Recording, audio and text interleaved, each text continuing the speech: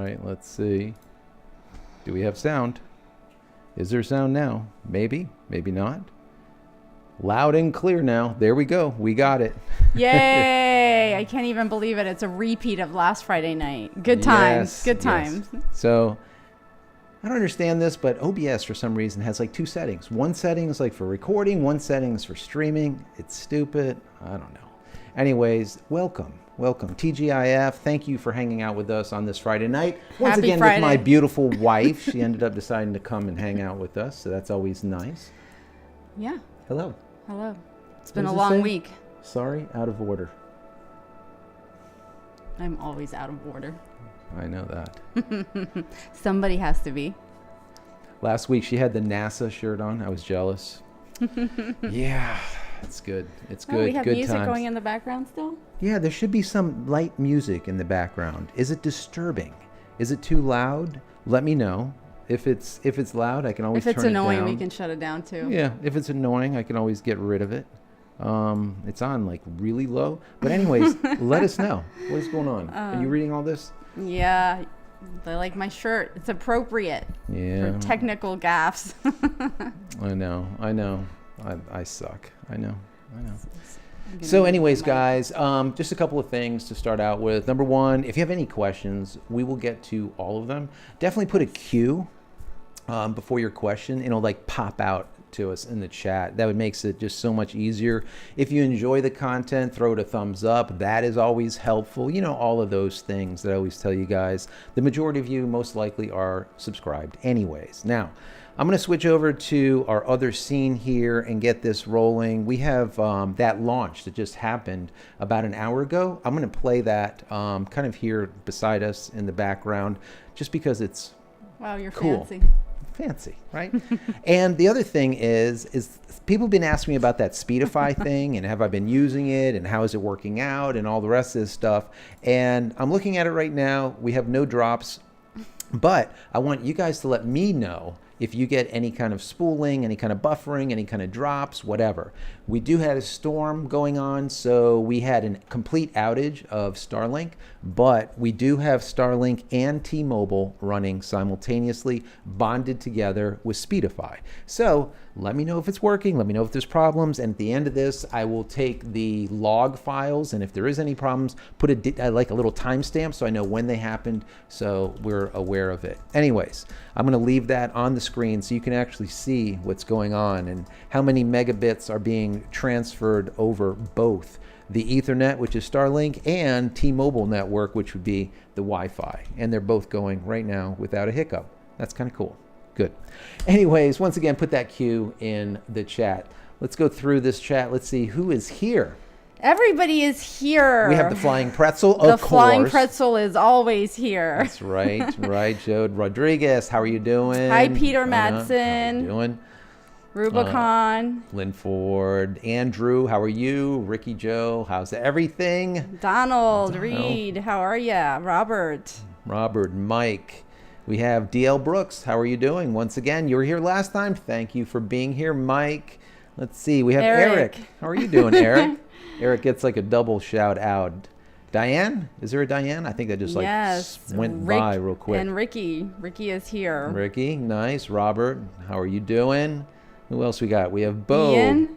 Peter, Ian. Yes, Rubicon. Scott Nice. from South Carolina. Hey. And Israel's son is also here from Haiti. Eric, wow, from Haiti. Yeah, normally on a Friday night, we get a lot of people from all over the planet, which I really Gary. like. The reason being is, you know how this channel is. I'm like unbiased. I really don't really care about one side, another side, what's going on here, there, whatever. I love to hear everyone's point of views, and I also love to hear what is going on in your specific neck of the woods. Doesn't matter if it's in the US or another country. Let me know. If you're here from a different country, we see here from Haiti, that's awesome. Anywhere you're from, put it in the chat window. Love to know. Yes, Bruce, good evening. Yes, yes. Gary, yes, I did get some sun. I went for a 5-mile bike ride today, and I haven't done that in a year, so that was really hot. and I'm really out of shape. I need to get back into it. But yes, that's where my son came from today. Yeah. I love me some summer. Summer's around the corner here. Yeah, well, we're in Florida, so it's kind of summer all the time. Not really, but kind of. Yeah, kind of, but like, no, it's like but in summer, the summer it rains, though, and that gets kind of And it's crappy, raining right too, now. Right, yeah. And like I was saying, we had a complete outage of SpaceX Starlink for, you didn't know it, but we did. It was like, I think about 5 minutes or so. It was pouring, torrential downpour. But like I said, I don't think it's going to matter because we have T-Mobile bonded together, so it should just work. So anyways, today I was talking about over the week a lot of different things I want to get into with you guys. Anything having to do with AI, anything having to do with solar stuff. Obviously, the big topic was the explosion, let's call it, with the Starship. I did a whole piece about that today. And I talked about how the Starship, people were saying on Reddit as well as Instagram and everywhere that this is just not going to happen. We're not going to see the Starship for, indefinitely because the FAA is going to say no, we're not going to allow it, so on and so forth. Why do they have to be so boring? Because that's just how they are, They don't like Elon. I mean, there's no two ways about it. Government, the FAA, all the rest of them does not like Elon because he pees in their cereal every morning, and they get pissed about it. I mean, Pissed about it, yeah. Pardon the pun, but it's true. They just get pissed, and and I get it. When you get a figure that has that kind of money and that kind of pull, he doesn't really care about you, me, I mean, he cares, but it's in a different level, let's just say. So when they don't feel like they're getting their, I don't know, just due, they just get upset, Yeah. So anyways, it kind of is what it is. So let's go up to the top and see what kind of questions come through. And everybody's saying hi, so I'm gonna keep saying hi to Bo Randall from Albuquerque, New Mexico. Hey, we got New Mexico. We got Haiti and New Mexico. Yeah, and we have Ricky Joe, and we also had Southern Rebecca. Arizona.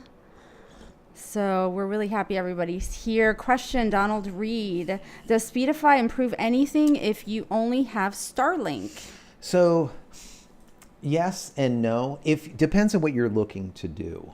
It does improve things if you have just one network connection, kind of like stability wise. But if the network connection goes down, for say, let's say there's a high latency going on, or there's a complete outage or something like that, it's not going to help. Because remember, what really makes it special is you can put multiple connections into it. So right now I have T-Mobile and I have Starlink. I could take my AT&T connection, which I absolutely hate, which is Uverse, that only has 1.5 megs up and 15 megs down. I can add that into the mix also. Now we have 3 connections, and I can add my phone in as a connection.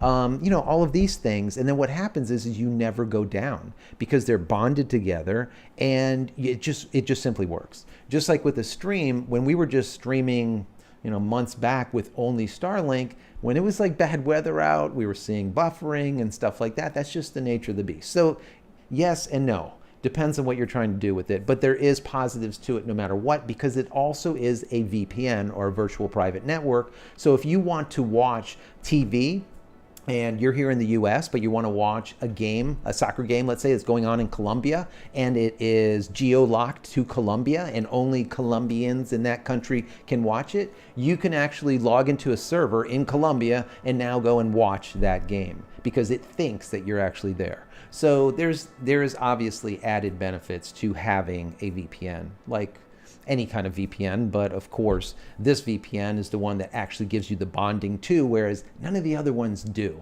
That's why we're testing out the Speedify, and it's really working out pretty good so far. Anyways, you could let me know how good it's working out if you see any buffering. Fred has a question. How much does the T-Mobile line cost? I have no idea. Yeah, so you do all that. Yeah, I was just on the phone with them today, and so T-Mobile is $55 a month. And if you have a cell phone with them, they give you a $20 credit. So instead of $55 a month, it ends up being $35 a month, right? So it's $35 a month for unlimited internet. Now, That's pretty damn good, guys. I mean, it is really good. Now, obviously, it's a backup to, SpaceX Starlink, but I mean, for what it is, for that kind of price, I mean, Yeah. Starlink is $110. This will be $35. I mean, there's a major disparity between the two. You're looking at a third of the price. So, Yeah. and not necessarily the third of the speed either.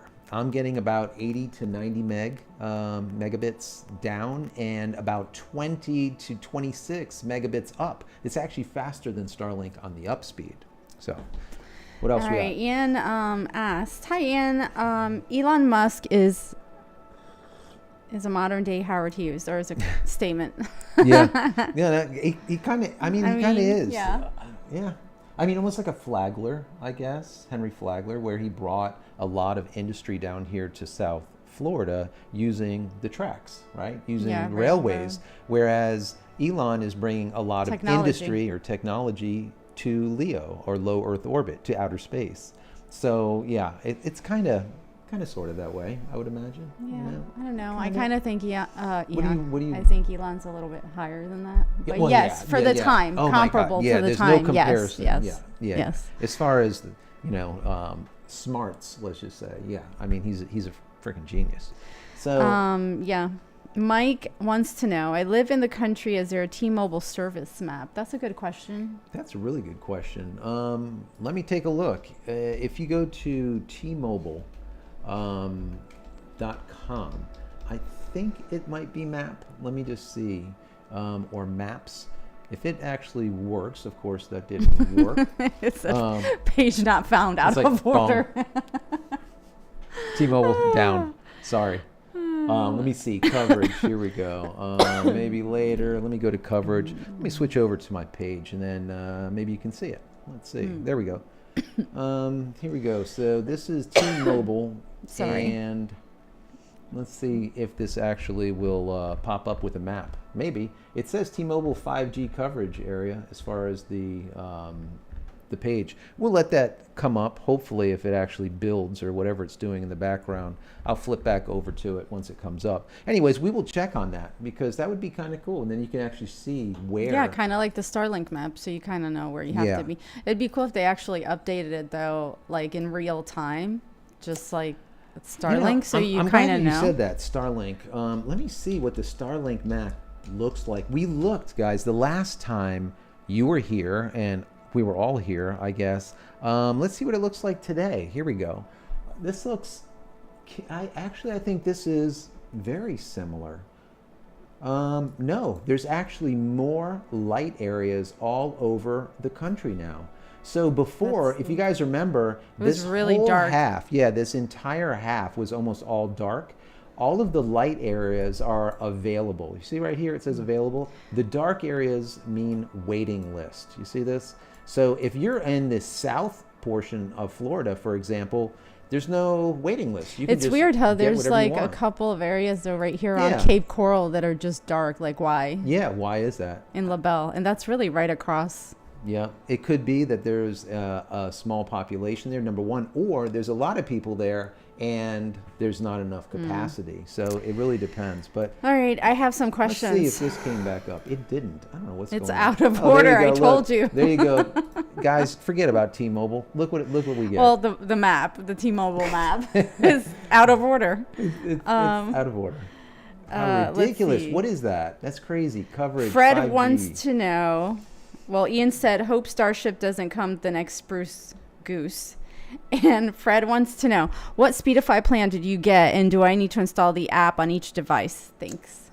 Okay, so yeah, well, the way Speedify works is, I mean, you can get obviously a 1-year plan or a 3-year plan or whatever. You can get add-ons or whatnot. But the way Speedify works is that, well, what is the, I mean, I want to kind of make it as clear as possible. Simple. So what is the main question? What does he really want to know? Is the What Right. Speedify plan did you get? right. And do I need to install the app on each Yeah, device? so the way it works is kind of like this, guys. The Speedify does need to be installed on each application, right? So if you want Speedify on your phone, you do have to install it on your phone. If you want it on your computer, you install it on your computer. And you can also install it on a TV, I believe like a Android TV, that type of thing. It works under Linux, it works under Mac, as well as PC, Windows, right? And of course, Android and iPhone or iOS. Really quick, JRoss1964 said some web pages do not work with Speedify. Some web pages. Well, it depends also which web pages you're going to. All right, so some web pages, like some banks, will notice that you are on a VPN, and they'll be like, oh, wait a second, this guy is actually coming in instead of at your location where your bank knows you're supposed to be, like for me in West Palm. All of a sudden you start using Speedify. Where you're supposed to be. Where you're supposed to be. Not where you're supposed to be. That's how I speak.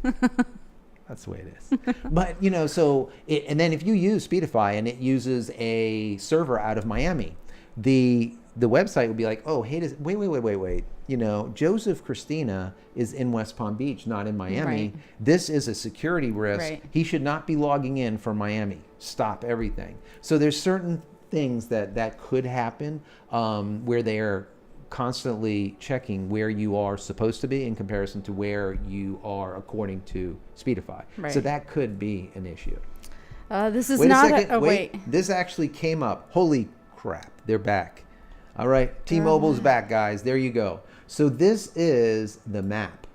Now, the dark is the coverage area. The I feel like white Dora. The map. is the non-coverage area, right? So we're here in Florida. That is not Florida. That is right Texas. Here. No, here we go. So, I mean, it's pretty much the entire state has 5G available to it.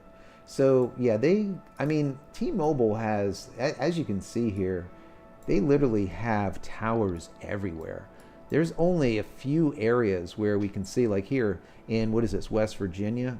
If we kind of go in there, you can see there's some white areas here.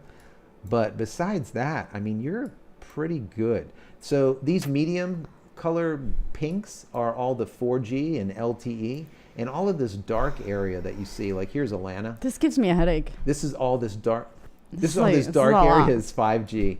I wish that so I'm down here. I mean, the colors are pretty. Is it pretty? Yeah. So if we look at this, so if we come in here, we're located right in this area, just I guess south, let's call it east of the lake. There's not, you see this 5G area? We're like right outside of the 5G area. It's a lie. It's such a lie. It is a damn lie. Guys, the bars and the whole 5G thing is a lie. It is. And the 5G that we get here in the U.S., trust me, is not even close to the 5G that you guys are getting if you're overseas in Europe somewhere. So that's just how it is. This is not a question, and it has nothing to do with tech. I mean, it's not funny, but you know, is it? I'm sure Gary wanted us to know that Jerry Springer died at 79 yesterday. Well, that sucks. Jerry Springer was funny as hell. I mean, yeah, it was a whole era we of grew up yeah. with Jerry Springer and all of his craziness and Who is the father? Who is the father? Well, we did the DNA test, and we're going to tell you by the end of the show. But until then, we're going to make you sweat. I mean, he did become the mayor. I forgot of where, though. Mayor of something. You know, he did. He was an attorney, too. I didn't even know that. Yeah. He made a lot of money, too, because that show was on, I think, for like 29 years or something. Yeah. Insane. That was a major Anyways, show. that was like, you know, totally out of the tech world, but you know, that was a little bit of my world, but anyways. I get it. Diane has a question. Did anyone else get the portability letter from Starlink? So, I'm glad you bring that up. I actually, let me see. A nice person, let me see, Frank A. If you're on, Frank A., thank you for sending this. Oh yeah, Jerry Springer that's what it was, Ohio, Cincinnati. Ohio, there you go. Thank you. So Frank A. sent this in, and he said that he did get this letter. And basically it says portability will no longer be an add-on option for new customers. As an active portability customer, you will be able to continue to use the feature.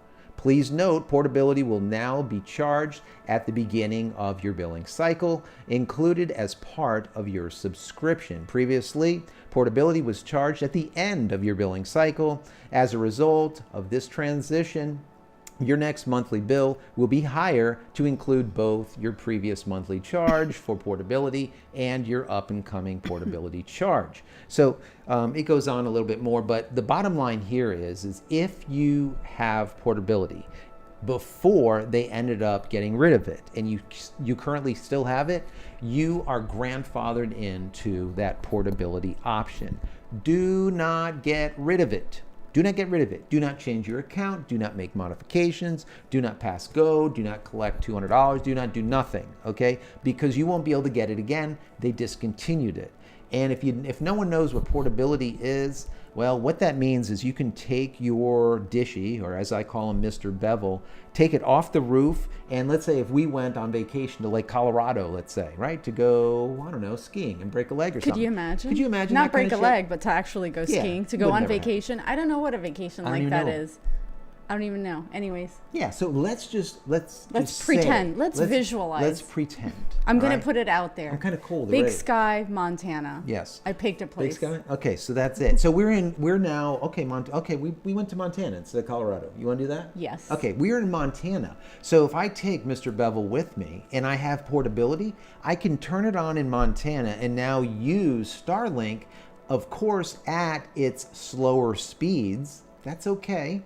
But when I bring it back to my location, it says, oh, I'm back to the geographic location I should be. It goes back to residential coverage and residential speeds instead of best effort speeds. But if I'm sitting in Big Sky or whatever, Montana, and we have even half the speed that we currently have here in the middle of the woods somewhere, that's freaking awesome. And it's $25 extra, guys. Yeah. So like I said, if any of you have portability, don't get rid of it. It's not coming back as far as I can tell, and you're currently grandfathered in. So congratulations. I don't have portability. This is not a question. It's a statement. Bo Randall said, I was grandfathered into portability. Thanks for the heads up and keeping up. Also, hold on. I just read it. I read so fast. That's all right, but that's good, man. Congratulations that you have it. That's awesome. Israelson said, he's from Haiti. How come portability is still available in Haiti but not the U.S.? I don't know. That's a magical question. So the U.S. always gets the shit end of the stick. I mean, that's us. That's really it. We're supposed to have everything. Oh, yeah, we have everything. Yeah. That's really what it is. I mean, for example, if you were in the UK, and if anyone is in the UK right now, you could attest to this. If you're in the UK, you could right now get SpaceX Starlink like basically for free. For $15 a month, you pay, and they give you all the equipment and everything. So you pay the $15 a month for all the equipment. It's like rental, and then you pay whatever your coverage is, whichever one you have. We don't have that in the US. Right? We just don't have it. So maybe they're test driving it over there in Europe and they'll bring it here or something. I don't know. It's just crazy. Also in Canada, what they did is they did a half price thing. So we didn't get that. Yeah, that was that was a while ago. Yeah, we talked last about week. It. Half price. Yeah. So Gary said now get unlimited for $250 a month, but to start they want $72 before you start. Is this for Starlink or? What is that? Gary just commented. Get unlimited for $250 a month, but to start they want $72 before you start. So is that for Gary, T-Mobile is that or T-Mobile? Is that Starlink? What is that? Let me know. $250. That's odd. That number could be the 50% off from the 500. I don't know. Let us know, Gary. Ian said, "What is the SES sat that went up upon Falcon?" That's a good question. We have a lot of good questions today, guys. I really didn't get into that to see what they actually launched today. I thought that they were going to launch another batch of the SpaceX Starlink version 2.0 minis, but they didn't. Let me back this up here just for a minute. I think this is I'm going to play this on the screen just so you guys can see this. There you go. Watch that right next to us as we're talking. This is the craziest thing ever. There's a drone ship in the middle of the ocean, and they literally take the first stage. Look at this, and just That's green screen. it must be green screen. And they land it on the piggyback of this drone. There's no one driving the damn thing. Now it landed, all right? And now the thing is going to ferry itself back to land, to shore. They're going to spruce it up a little bit, and maybe a week or two, they're going to launch the damn thing again. How is that even a thing? That's so That cool. is unfreaking believable. It's cool. That's why no one can compare to Mr. Rocket Man. There's no way. When you I think can it's do funny this, when people make comments like blah blah blah blah blah blah. Like, what are you doing? What are you doing? Because I know this I'm is not doing amazing. that. I'm not doing that. I mean, that's just awesome. My you know? brushes and eyeliners and makeup are not doing that. No. I may make you look amazing to go on that, but that's a whole different situation. I have a couple of questions that I missed up here, which are kind of interesting. Go right ahead. Ian wanted to know, what do you think of the Strict Act bill the U.S. government makes? The U.S. government make us the criminals. Oh.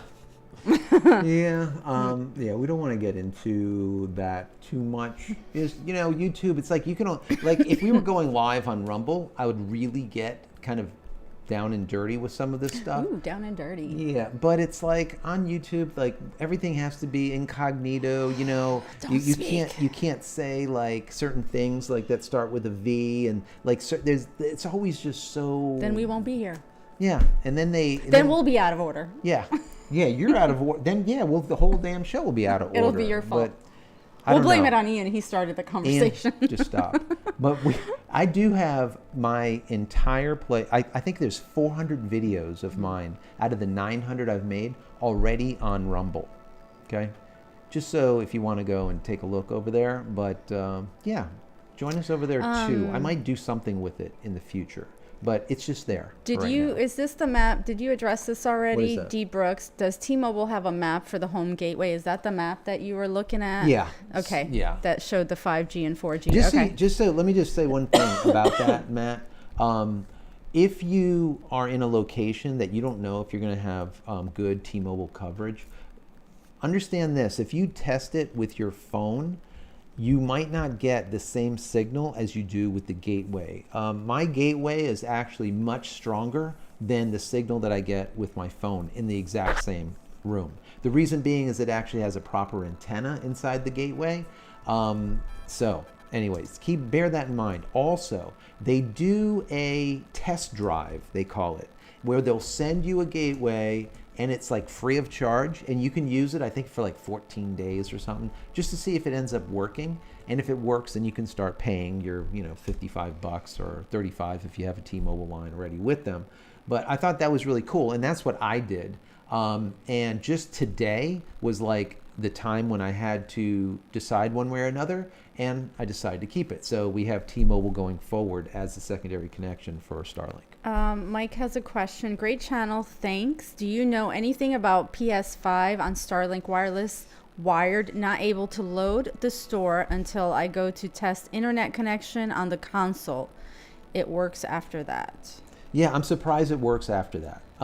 Some of the consoles and some of the games we just stopped for 5 seconds, but I guess we're back. Yeah, someone just. Well, all right. Well, put a time. I want to get a time because I'm going to look into the. Because I'm not showing any outage here on the outage. Like see the little map here, the bar graph. I don't see an outage. So, anyways, it could be us, maybe not. I don't know, but we'll let you know. What was that question again? About the PS5. Yeah. So some people are experiencing PS5 and Xbox aren't working with Starlink. A lot of it has to do with GeoNat, or CGNat. What that is carrier grade network.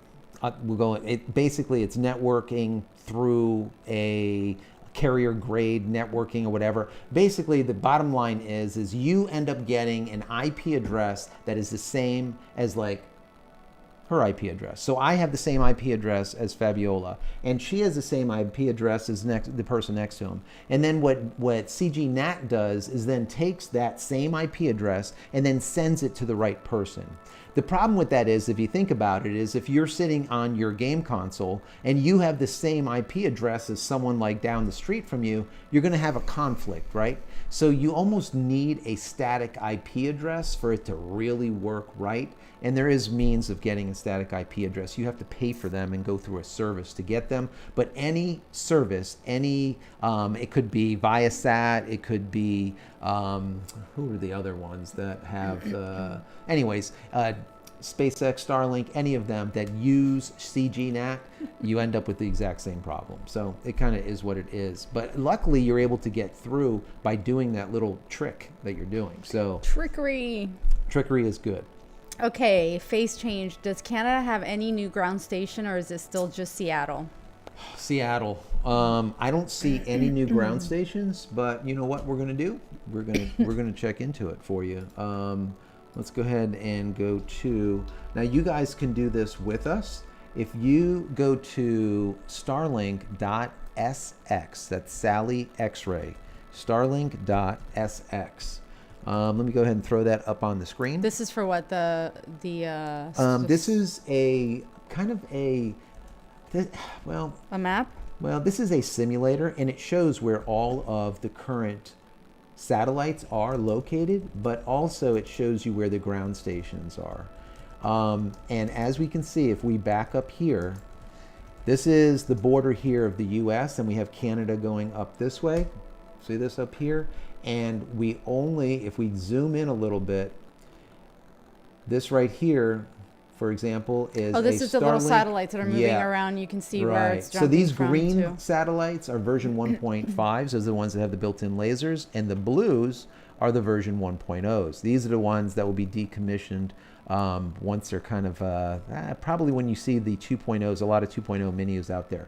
Anyways, if we back up a little bit, we'll get in here nice and tight. You see like this little yellow dot here? This is another version 1.1. I just want you to see it. But since it's yellow, that means that it's not commissioned. It is out of operational range. It's not connected. But either way, I do not see any ground stations past this area here. Everything is right around here. If we look here in these, you see these orange dots? These are ground stations, right? And the orange dots stop right here. Like this is probably the farthest north is up here. What is this? North Dakota. If you're going through Ontario, let's say, if you're in Ontario, the closest one is right here at Marathon. So that's going to be it. You're not going to be able to get, now eventually all through Canada here, you're going to see these ground stations and the POPs or point of presence also. But until they come up into Canada, I don't know if it is a, who knows? Maybe it's a governmental thing that's going on. I don't know. But I would venture to say Elon would have had ground stations and POPs or point of presence throughout Canada already if he could. That's just my opinion. I don't know. Okay. So, I don't know. Hopefully some of that helps. All right, Ricky Joe. Question, what operating system do I need to have the option to create Active Directory users and make a Radius server to make my Wi-Fi use WPA2 Enterprise so it has username and password? All right, I am lost. Let me go ahead and let me read that for myself in here. Where is that? Let me see. Wait, stop. You're going... Here we go, right Ricky. Here, right here. All right, let me see. Operating system that you need to. That is very technical. Active Directory users and make Radius server. Radius server. Okay, so I've never played with Radius servers. I always thought you were talking about Unraid servers, but a Radius server. I really don't know. I am not. I don't have an answer for you. So that the username and password for the enterprise connection for the WPA to enterprise. Can't help you with that one, Ricky. Sorry about that. I have not played with the Radius servers. What else do we have? Gary had just answered the $72 a month, then $250 a month, unlimited speed, $220 down, upload 30. I'm assuming that's for T-Mobile. Let me see. It was just a statement.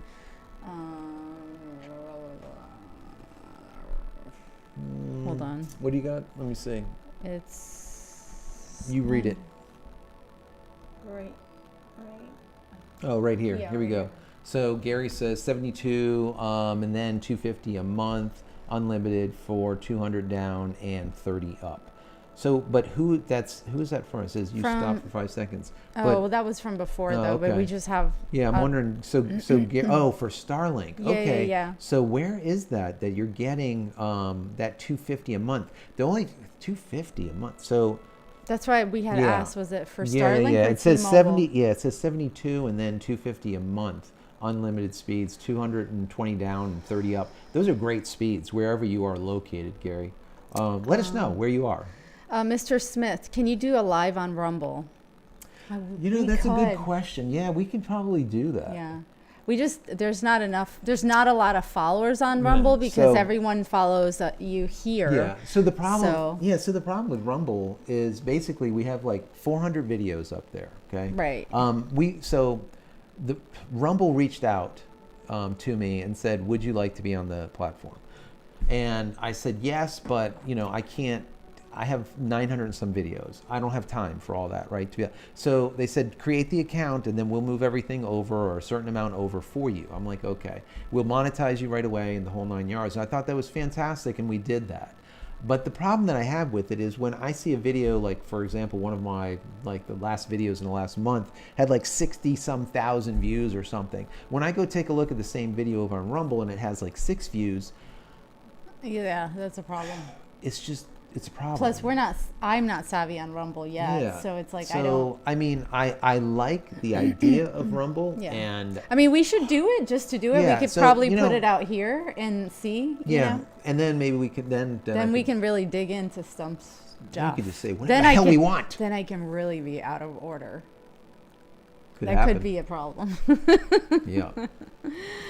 Okay. Anyways, moving on. It's Friday night. Yes. Uh, What are you drinking over there, anyways? Nothing fun. Just some sparkling water. It's just Yeah, ever since I got sick, I'm still like nasally, and Yeah. I really wanted to have a glass of wine, but that didn't happen. Well, and I instead, have my tea. I should Yeah, I did I have should be tea drinking today. Some Kraken, I haven't had Yeah, Kraken in a well, while. I love so me some here we Kraken. are. We're just boring Friday nighters. No, not. it's not boring. Let's see. Let's go back up here. Question. I think. Let's see. I can say, Michael, I can say I game and work on Starlink. Only thing I notice is sometimes it lags or disconnects if I get an obstruction that more than 10 seconds. Okay, yeah. So Michael, some of those times that you get disconnected might not be due to an obstruction. It could just be Starlink. All right. Sometimes that happens. If you go into your app on your phone and take a look at your 5 second, 2 seconds, or less than a 1 second outages, you'll see a lot of these small micro outages. And some games will just kick you out if you have an outage for too many seconds, basically. So, it's going to get better. That's all that I can say. And as we see more and more of the version 1.5s up there, and definitely those 2.0 minis, now, just so you know, the first batch of 2.0 minis that went up there was a batch of 21. They didn't all make it into orbit. A few of them deorbited and burned up as they came back Gotcha. into our atmosphere. But they sent another batch of the 2.0 minis up, another 21. But these all made it into wow. orbit. So what that means is we now have, let's say, 38 to 40, let's call it, somewhere around there, of 2.0 minis. Now, these are the new versions. These things are badass. They are 4 times as much capacity. They have 4 times as much capacity as the current versions that are up there, the 1.5s, and they have the lasers built in for intercommunication between satellite to satellite and all this yada yada yada stuff. That's what Michael just said too. He said a Right. batch was just launched. But you have to bear in mind this: once they are launched, they come in right around 250 kilometers. They're not like in operational distance, let's say, or an operational location, orbital location, until they hit about 540 to 550 kilometers. So they take anywhere from like 2 weeks, sometimes over a month, to get to their specific location where they're going to come on line, let's call it. So even though we have, let's say, 40 up there, there's probably none right now in operation. but they will be soon. Okay, let's see. Underneath that, let me see. No, you think, Ian, you think Elon make a bigger fairings and put more Starlinks at V2 minis? Well, you just kind of talked about that. Right. So on the Falcon 9s, the maximum they can fit in there is 21 units. That's it. That's the whole idea of why the Starship was invented. Gotcha. Not only to ferry Starlink satellites into orbit in their fairing, their massive fairing, but also obviously to bring the first, or I guess the next batch of mankind to the moon, and then hopefully to Mars thereafter. That's the whole purpose behind it. Matter of fact, I did a video today about that, and I found out that was, I think Elon's got like $4 billion coming to him for the, yes, $4 billion from the U.S. government because they picked Starship and obviously the Super Heavy rocket. It's obscene. It is obscene. It's insane. To get man back to the moon. See, I'm not a hater. I'm just like, no, I think it's I get inspired. What can I do? Yeah, exactly. $4 billion. $4 billion. Okay. Question. T-Mobile 5G Ultra Capacity is available at my home in northern Arizona. Put Sweet. 5G home internet reports. It is not yet available at my address. Is there a difference between cell service 5G and home internet 5G? No. it's So the same, right? so what happens is I had the exact same problem. Try to get LTE. So it's called it's still called home internet. So it's T-Mobile home internet, but it's called 4G or LTE. Try to get that because that's what I have right now, and it will turn into 5G when we have a 5G signal available to us. So see if you have that available. Try to get it if you can. But if you can't, you're in the same predicament that I was for like 5 years. So what else we have in here? Oh, we have a whole bunch. We have some comments, but I'm trying to hit up the questions so I don't miss everybody's, questions because some of the answers, are. Yeah, no, I hear you. You have to. Ralph, howdy y'all. Why not stream live on both platforms, YouTube and Rumble at the same time? I mean, I think it's a good idea, but then not really because then you still can't say what you want to say because you're on this one. Yeah, I mean, that's the whole idea Right. of being on Rumble is so that, you can kind of let your hair down a little bit and be able to talk more frankly and not have to worry my hair's about... already down. Could you imagine? Yeah, my hair is not going to come down. You need a haircut. Yeah. Who does your hair? You do, and I'm a damn mess right now. What have I've you been doing? busy. I work too. She works. In She case does you work. didn't know. In case you didn't know. She needs to do my hair, though. Yeah. She is the person that does my hair all the time. All right. but It's a mess right now. Let's not it share is. that too much. Yeah, we won't share it. What does it says? Ricky Joe says, work fine on my side. I haven't seen any buffering yet. That's good. Once again, if you look right on the screen right below us, there's the Speedify graph. So you can see right now, we have if you just look here on the Ethernet, we have, about a megabit up or 2 megabits up from Starlink and about 2 or 3 megabits up from T-Mobile. So once again, they're bonding together to, offer up, let's say about 6 megabit connection with no problem. So This is on the Speedify. That's with the Speedify, Yeah. basically using both connections simultaneously. So, But this is good though because if you get it, then you can look it up. So and see you how guys it's can doing. watch it right here. And matter of fact, let me point out real quick. Do you see right above it? It says streaming redundantly. Normally it just says streaming or it will say connected or whatever. When you see streaming redundantly, what that means is it is simultaneously sending the packets, mirrored packets, so the exact same damn packet to both networks or through both networks, meaning redundant, right? So whichever packet gets there first, that's what the server ends up keeping, and it discards the secondary packet. So that's why having that redundant connection gives us the ability to not go down, even if one system goes down without any latency. Whereas if you did a failover, where you use your router to do a failover, it has to wait 8 seconds, 10 seconds, 30 seconds for it to flip over to the other network, and now we're down and it's just sitting there spinning. That is one of the reasons why I ended up going with Spotify instead of anyone else, because of having that. Speedify. Speedify besides going with anyone else. And the That's what reason I'm being is we have that redundancy or that bonding or that pairing of the connections. So Okay. we don't want Good. Spotify. I mean, that's We can listen to Spotify. yeah, that's music. You guys still listen to, is the music still going in the no, background? I think you I should. have Did no, I no, shut no. it I up? left it on. There should be like some light music going okay. on in the background. I don't Gosh, know. we're fancy. Just so damn fancy. We're fancy on a Friday. God. Peter had a question. Was Starlink not global because when you look at the website, didn't look like Alaska, and so thought was connected to Starlink.xs? Yeah, so if you go through Starlink.sx, you will see where there is coverage. But the easiest way to do it, instead of using Starlink SX, because remember that is not an official Starlink site, just simply go to starlink.com/map, back out of it, and then look throughout the world, and you'll see exactly where coverage is and where it isn't. That's the best way to do it. The SX site, the Starlink.sx, is more for, kind of seeing where the different satellites are, which ones are in operation, that type of thing. What else we have here? Michael, he said, which we talked about last Friday, but Yeah. it was a little bit of a mess with our Yes. how we started. We talked about the launch that had ended up in the explosion. So, Michael, I would say if you can watch our last live, because it was really good, and you talked a lot about all that. Everybody did. Yeah, about how Starship ended up blowing up. Yeah. Now, some of you guys don't even know what ended up happening if you haven't researched it. The explosion, like I speculated at the time, I said, that was a planned detonation. You saw the two booms. That was a self-destruct button that Elon said, go ahead and hit it.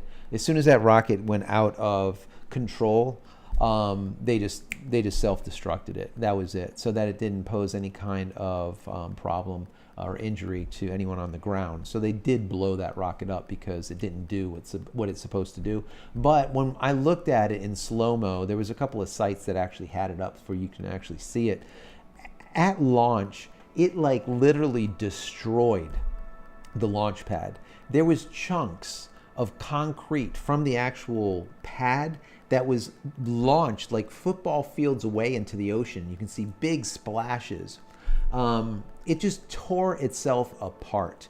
And really, they need to rework this to either have a water pit underneath it or a diversion, some type of diversion trench underneath it to send that, not only the flame and everything, but a lot of it has to do with acoustics, the sound, the boom, just the vibration of those 33 Raptor rockets going off destroys everything. So they don't, what I understand is the water table at that location is so high that they can't dig this trench that they need. So what they're going to do is now reinforce it with steel plating. So they're going to have the concrete and then all of the steel plating that is supposedly going to be able to handle all of that, not only the thrush and the flame and the boom that's going on it, but that sonic wave that is really destroying everything. So Yeah. hopefully they can do that pretty quickly. Check out our last live because you guys really dug into it last time too. Yeah, absolutely. Some people wanted to know also, Fab, when we thought that the new Starship was going to launch, and Elon did say that he will be ready within 2 months. So, and he was going to concurrently work not only on the base of it, right, the structure, the launching pad, but also on the extra, because they have I think 2 or 3 extras. Can you imagine having extras? No. Extra. We have just a few extras. That's why of he this, has $4 billion. $4 billion. So the extras of the super heavy and the the top cone area, the Starship, The snow cone maker. the snow cone maker that they have at the top.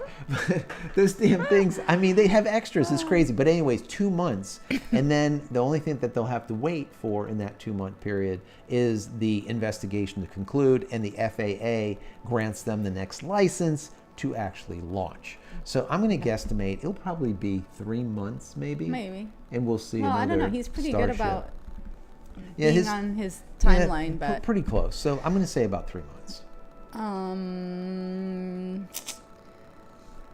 Ricky just made a comment that this was a little bit ago because Yeah. these are coming Yeah, in. that's all right. That our live chat went down and it said servers encountered an error, but he hit retry and it came back up. Okay. Ricky also, I've asked free antivirus and they sent me a message saying my personal info and public IP address have been exposed to upgrade to secure my info. Should I be concerned about that?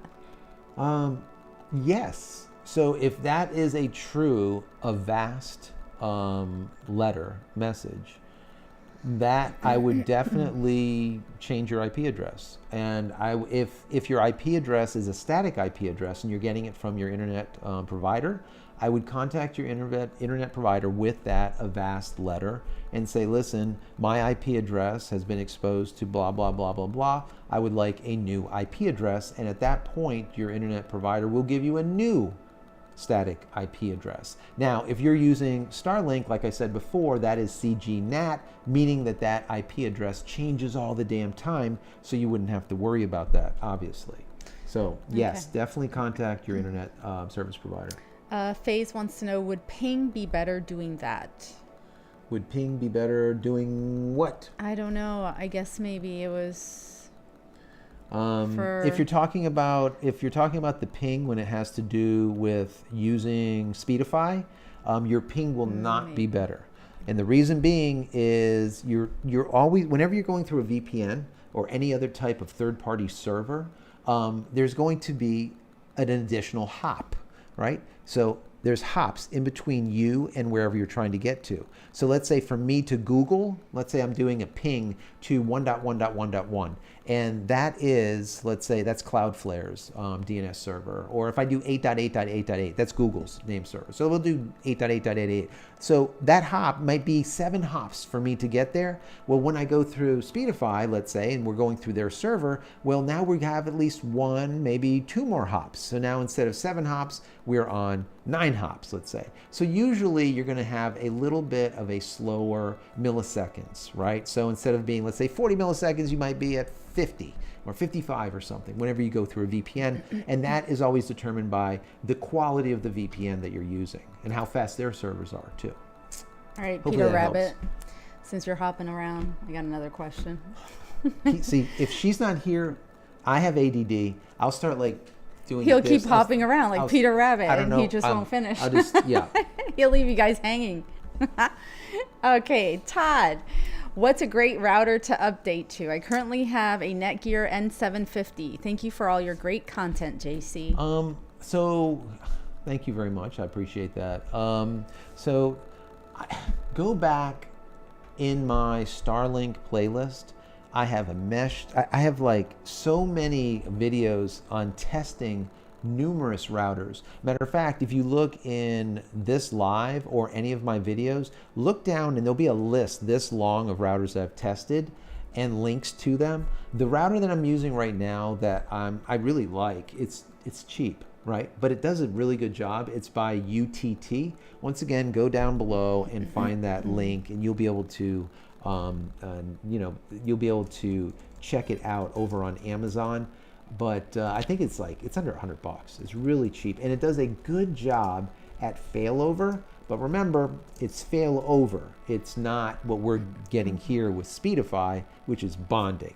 So that was one of the reasons why I'm still using the UTT for its basic services, but I don't use it anymore for like we're doing now streaming. We're actually bonding them together with Speedify.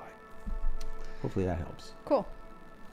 No, that is cool. I mean, You think so? I don't know any of this stuff. This is your thing. I'm just here, like, helping you guys. It just sounds like a bunch of crap. I mean, some of the stuff I have no idea. I'm not You can gonna tell lie. me the truth. It sounds like stupid. I know it's like it's not stupid. It's just I don't know what it is. The hell. You want me to give you my stuff and say, here, have at it. Here's all the things. I'm a pro at what I We're gonna do? So if you guys don't know, God, if you here don't we know, go. no, wait. Stop If it. you don't know, she is a licensed cosmetologist, makeup artist, hair and makeup, right? So she does hair and makeup. people. And she does people. She does, I guess famous people, hair and makeup. That's what she does. All right. I just type. I'm just sitting here doing questions. You know what we should do? We should just do an entire show just on hair and makeup. Why? And maybe I'll do your hair. Oh here. God, could you imagine? I'll put on the gloves. I mean, you have been my hairstylist for almost 30 years. I could throw down some foils. I mean, who was his teacher? You know. I can do that. Also, some people, they don't want to spend money. I'm cheap. I mean, you guys, you have no idea. Okay. But I learned how to do. I enjoy. You know, I'm an artist, right? By not only just trade, but by education. I love just learning new things and just creative stuff. So yeah. learning how to do we're both artists, it's good. so you know. Absolutely. Alrighty. So getting back to your guys' questions, where'd I leave off? I don't know. Oh, we did. You did it. Wait, hold on. You're supposed to be on this. I am on this. How are you doing, Gary? West Virginia. How's everything over there? We have phase change. Canada must be blocking ground stations, like JC said. I'm sure Starlink could have worked a great deal with a town like, Alberta and whatnot. I agree. There's something up with that. They should already be in Canada. I mean, they're in like Zimbabwe and shit. I mean, come on. Okay? They should be in Canada. There's no reason not to. Okay, so will Speedify work on cell phones? Yes. Okay. Absolutely. There you go. And I used T-Mobile on iPhone hotspot for years for my computers. Using LTE worked good until summertime. I got a 50G limit rest of year. Really? Yeah, that was Ian. That's interesting. That is really interesting. Yeah, I've never heard of that, but that's not cool. You know, normally they say it's unlimited, it should be unlimited. And if it's not unlimited, then they shouldn't say that it is. So, I don't know. I would probably talk to someone about that. That's not good. Peter said, I have found your floating spaceman. It is very beautiful. Did you see that? Oh, you found it? Yeah, it's back behind me. Yeah, it's like on YouTube or something. And he's like floating, like I don't even know. It's just cool, right? Really, really cool. What are you trying to do with your network? That was for Todd. FaZe was answering Todd. Joey Johnson. How cool is the animation of Starship spitting out the V2 Starlink satellites into orbit? What is that? Say that again. Repeat. Joey Johnson. How cool is the no? Yeah. What is that? How cool is the animation of Starship spitting out the V2 Starlink satellites into orbit? That is actually really cool. It is cool. Matter of fact, if you have a link to that animation, put it in the chat. I'll play it. I think it is awesome. It literally goes up into space, right? It turns over sideways. It breaks apart. It opens up, and then the fairing opens up, and it literally it looks like I don't know. It looks like a dealer at in Vegas, just throwing out cards like this, and it's just like satellite after satellite after satellite after satellite, just all in a row. It was really, really cool to watch. But yeah, if you have a link, definitely send it to me. I mean, are you concerned? Wicked me. Can you imagine how much plastic and non-biodegradable materials are in the ship that they blew up? It's a lot of rubbish, not to mention the pollution. Well, it is. No, I agree. I mean, whenever something explodes over the ocean, all of that debris goes in. The same thing happened in 1986 when one of the shuttles blew up. And then also in 2002, I believe, 2001, another space shuttle blew up, killing everyone on board. Every time this happens, it's a horrible thing. Luckily, this was unmanned, whereas those two shuttle launches from NASA both were manned, and we got to actually watch them, being in high school, and it was really pretty devastating. But yeah, it's not good. Any kind of pollution that you get into the ocean is horrible. Oops. We have Arnie. Hi, Arnie. Thank you. Hey, Arnie's on. Thank you for the super chat. I really appreciate that. That is fantastic. Thank you, Arnie. He says, good evening, Mr. and Mrs. Christina. Good evening. I missed that Saturday. I missed last Saturday because my family threw a huge party for me. Woo! Wow, nice. That's awesome. Well, that's always nice. Hey, that was a true Friday Night Live. Yeah, it was yeah, no, absolutely. Well, welcome. Thank you so much for that super chat. That is very, very nice. How are you doing, Joseph Rogers? Nice. Welcome, look at that super sub. Really appreciate you being here, Joseph. Thank you so much. Thank you. Let's see. Let's get back Eric over said, here. FYI, appreciate all your videos, followed along of your thoughts and setup for my setup. Appreciate you taking the time to share your trial and tribulations. Yeah, and who was that, Eric? Yep. Thank you so much for that, Eric. Yeah, I put together, right now I just looked, I think it's 142 videos having to do with Starlink, mesh networks, which routers to buy, why to buy them, which ones work, which ones don't work. I try to review things in a manner that is very unbiased. The same thing here with this Speedify thing. I literally tested it, and if any of you were with me for the period of time, I tested it for 5 weeks before introducing it to you. So I just want to make sure that stuff actually works the way I believe it is to work, and it's going to work for you also before even talking about it. And I do the same thing when it comes to any of the products that I get. There's a lot of products that I just refuse to even tell you guys about because I've tested them and they're complete crap. And it's like, I don't want to do just a shit review on a product. I don't like that. I mean, if it's like okay and not great, I'll still do the review. But if it's just junk, I'm not even going to talk about it. And I usually tell the companies too that, if it's crap, I'm not going to put a review up because that's just not what I do.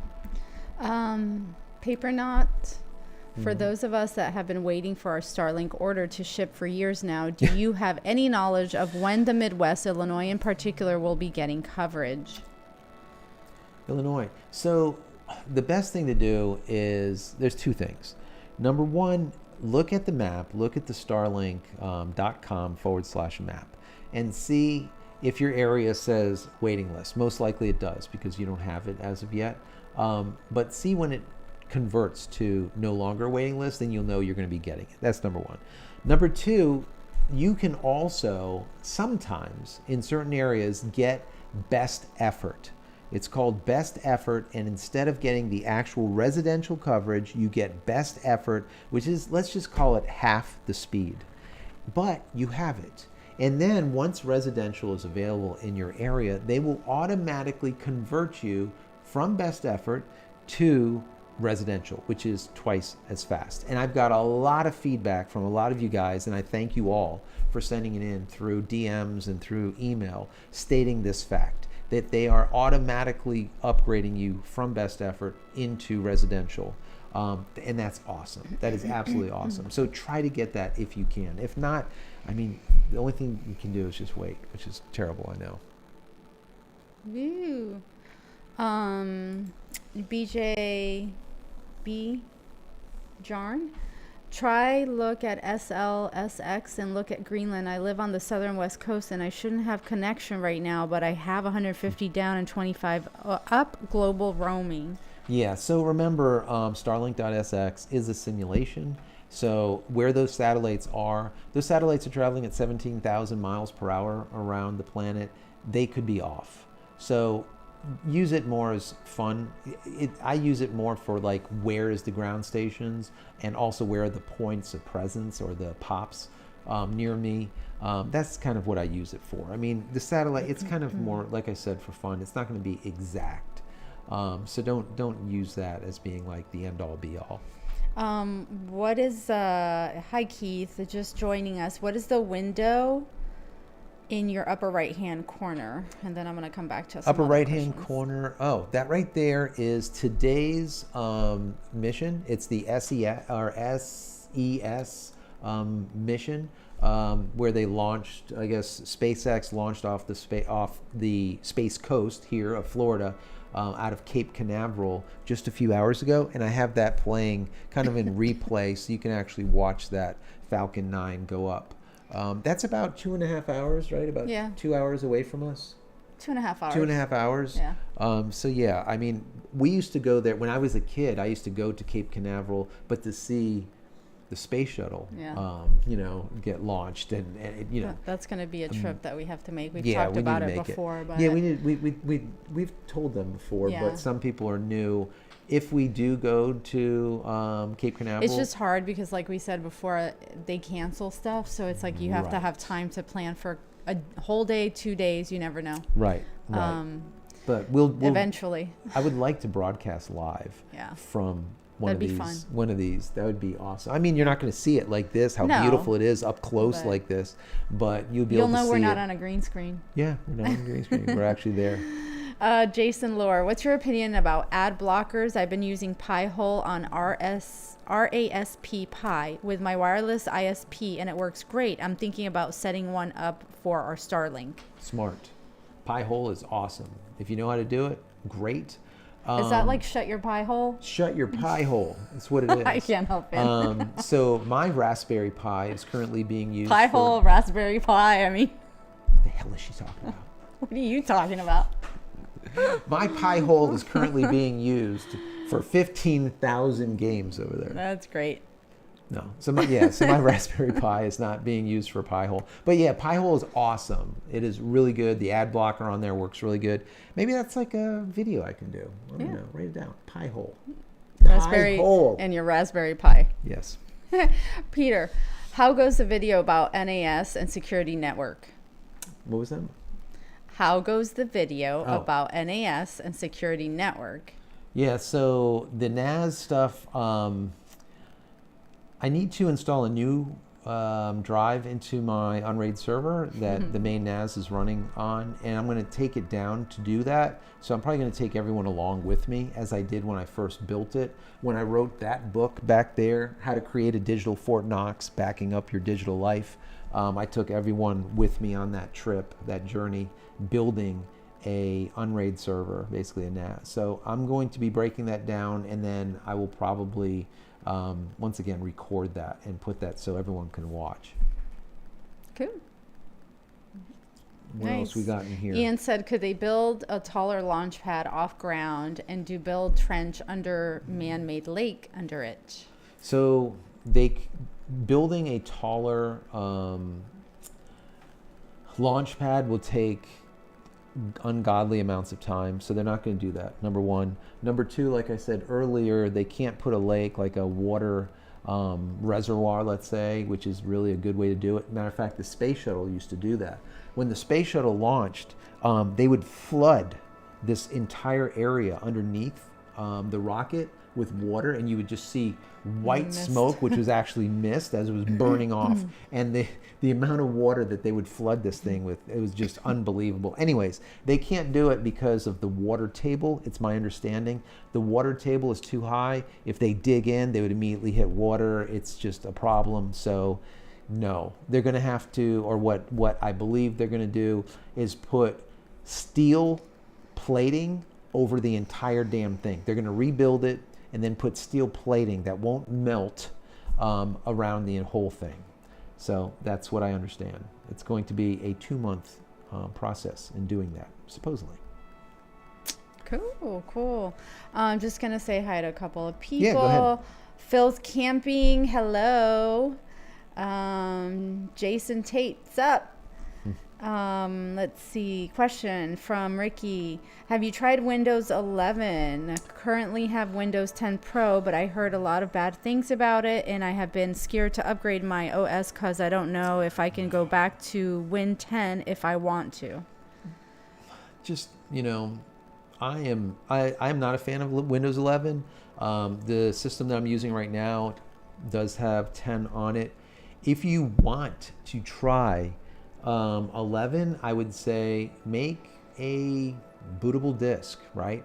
Make you can try it with like a pen drive. You can do a secondary hard drive and leave all of your stuff alone. Try it out for a couple of days and then migrate over. But when you're doing stuff like, for me, production work, I can't hope I can't hope that the stuff is going to work. So for me, I would say stick with Windows 10 until, Windows 11 is really secure and you hear a lot of good things about it and there's no problems. The other thing that you can do is check to see whatever you use. Like for me, I'm in DaVinci Resolve all the time. Check with like DaVinci Resolve users and say, is Windows 11 working for you? It might be working for, let's say, 50% of the people, but 50% of the people are saying, no, it's not working, we're having problems. Well, at that point, definitely don't move. So whatever the software that you use on a regular basis, see how it works for Windows 11. So go into like the different message groups. That's the best way to do it. Go onto Reddit, go here and there, and look into it that way. Okay.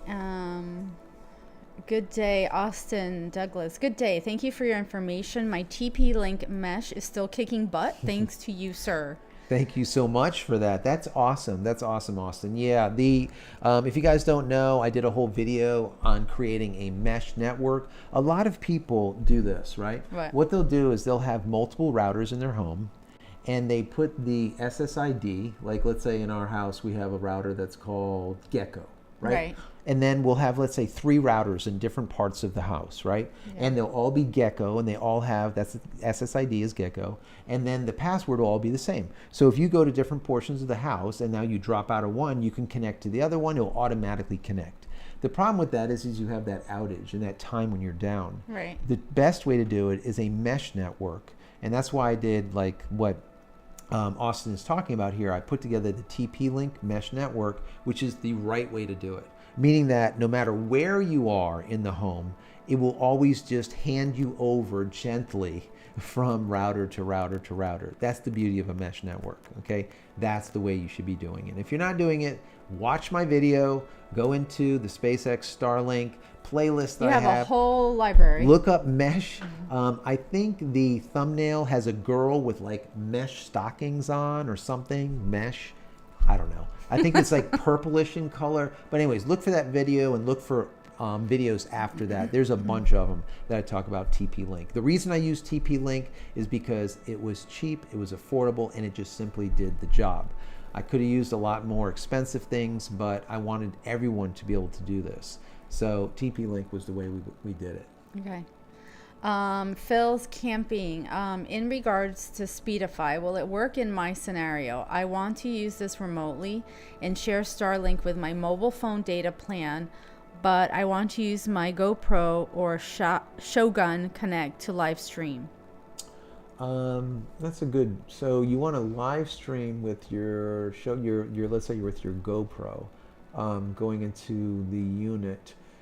So the way it works is, yes, you can connect. If you connect your GoPro, like for example, to your phone, and you use Speedify on your phone, you could connect multiple networks through the phone, of course, absolutely, if that's what you're asking. So yes, if you have GoPro going into your phone, and then which has Speedify, and then you have Starlink available, Speedify will see both connections, and yes, you would be able to bond the two together and go live.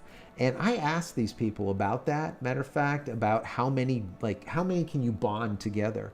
And they told me that there was people that have bonded like up to 10 or 11 internet connections and made it work. This is with the Speedify. With the Speedify. That's crazy. 10 or 11. I'm like, that's a lot. My God, I don't even know. With no problems? With no problems, because you have so many different connections. So who has that number of connections? I don't know. But I mean, I guess like if you're running a big business or something. Yeah, I guess so. I mean, for us, like right now, we have Starlink as one connection. You can see it on the screen right now. We have Starlink and we have T-Mobile.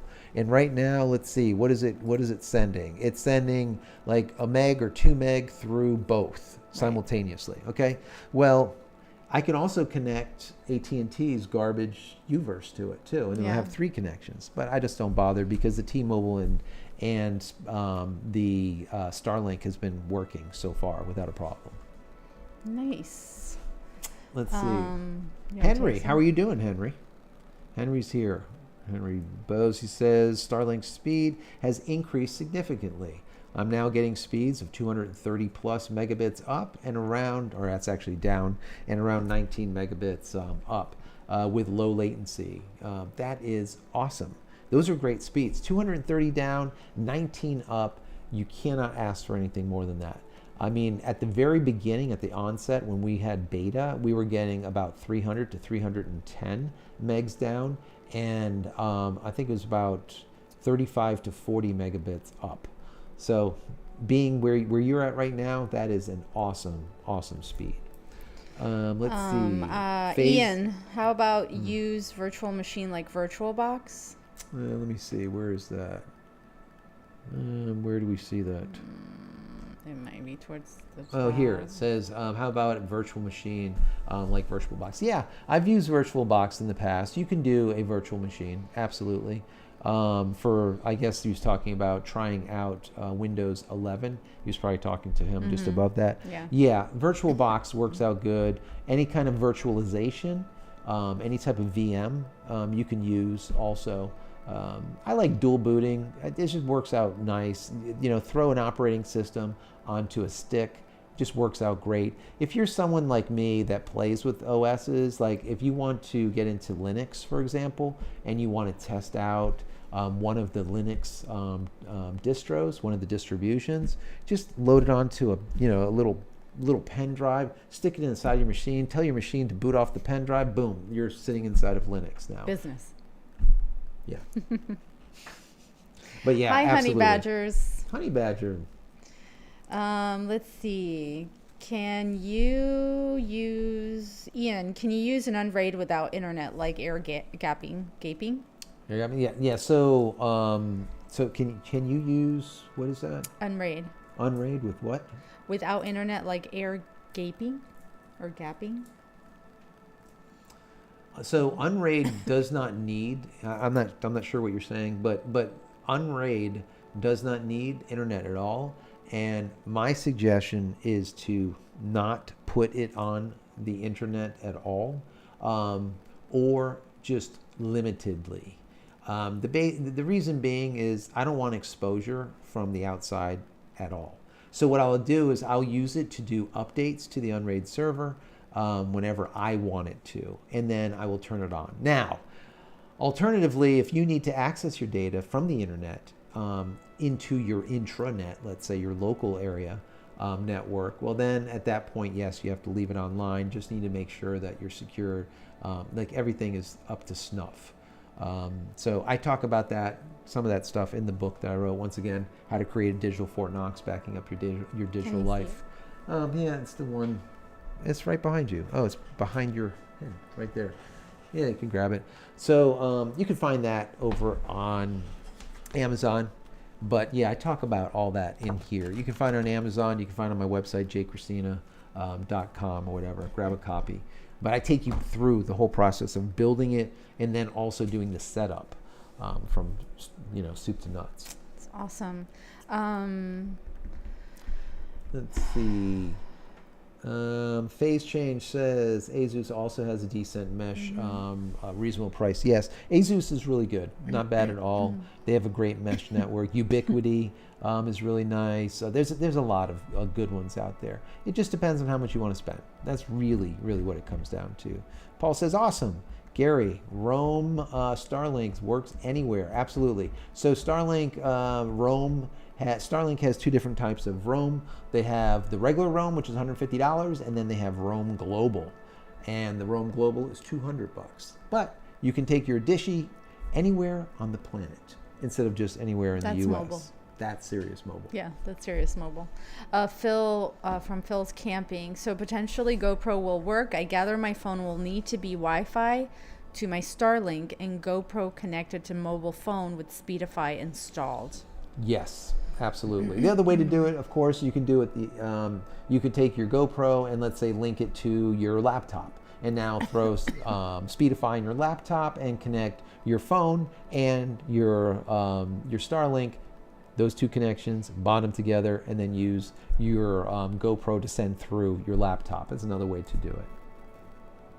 Let's see. John says, have you tried the T-Mobile different places than your home? So the way the T-Mobile works is, yes, if you have T-Mobile on your phone, you can use it wherever you want, right? You throw the card in there and you're good, right? Your SIM card. The T-Mobile actual gateway, All right, that is geo-locked to wherever they sold it to you. And the reason being is, remember, that is an unlimited access. You know, if they were going to give that anywhere to you that you roam around, well, then they couldn't make you pay for your phone, right? You would just use the gateway. You just stick it anywhere and just use it and make phones with it, make phone calls with it and whatnot. So, but no, you have to keep it wherever you have it or wherever they sell it to you. John Wolf also asks, my NAS drive, I lost my login and password when I updated it. Can I still upload with it? Do you know anyhow to get it back? Yeah, so when you lose, so it depends on what NAS you have. You know, I would contact the maker of the NAS and find out what you can do to be able to restore your password. If it's a NAS that you just built yourself, then you might be crap out of luck.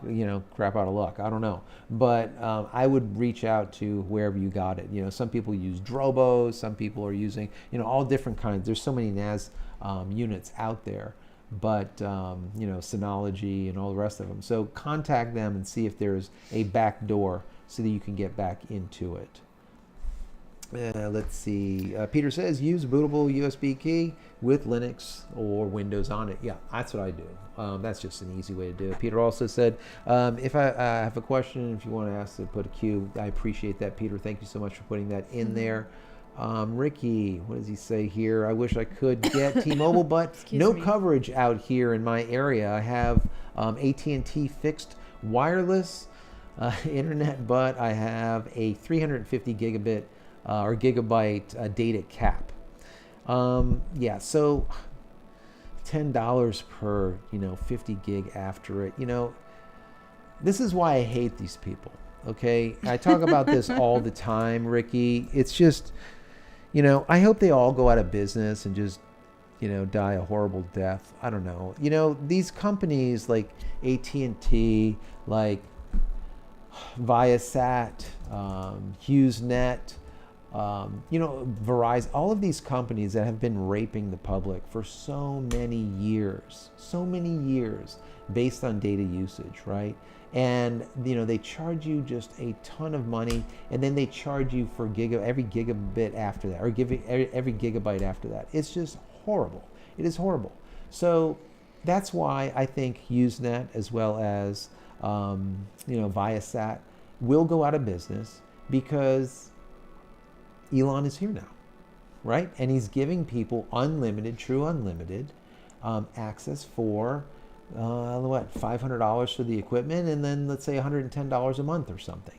So, and I'm happy about that. And I hope that he actually makes a phone that competes with Apple's phone and Android's phone. Could you imagine? Could you imagine like a Pi phone or a T phone or a Tesla phone or whatever he wants to call it, that actually has a means of communicating with Starlink satellites as well as maybe a T-Mobile network, because now T-Mobile and Starlink or SpaceX are in bed together, right? They're doing backhauling together, which is interesting. So we'll see what happens with that. FaZe says the FCC basically sides with SpaceX on dispute with Dish Network over the 12 gigahertz for Starlink. Yes, I was going to report on that today, but I didn't. I'm glad you brought that up. Yes, Dish Network is another one that needs to go out of business, just like DirecTV will. And the reason being is because everything is data, right? And Dish Network, like we had for 20 years, more than 20 years, and we were paying $150, $200 a month. $4 billion. $4 billion. And we just did it, like I said, in perpetuity for 20 plus years, 22 years or something. No, 23 years. Yeah, and then finally, once we got Starlink, we're like, you know what? Listen, Dish, you're gone. You're history. They took all of their junk. They took it away. I still have their stupid dish on the side of the house I haven't taken down yet. But that's it. I would never have these people again. Same thing with DirecTV. Never, ever again.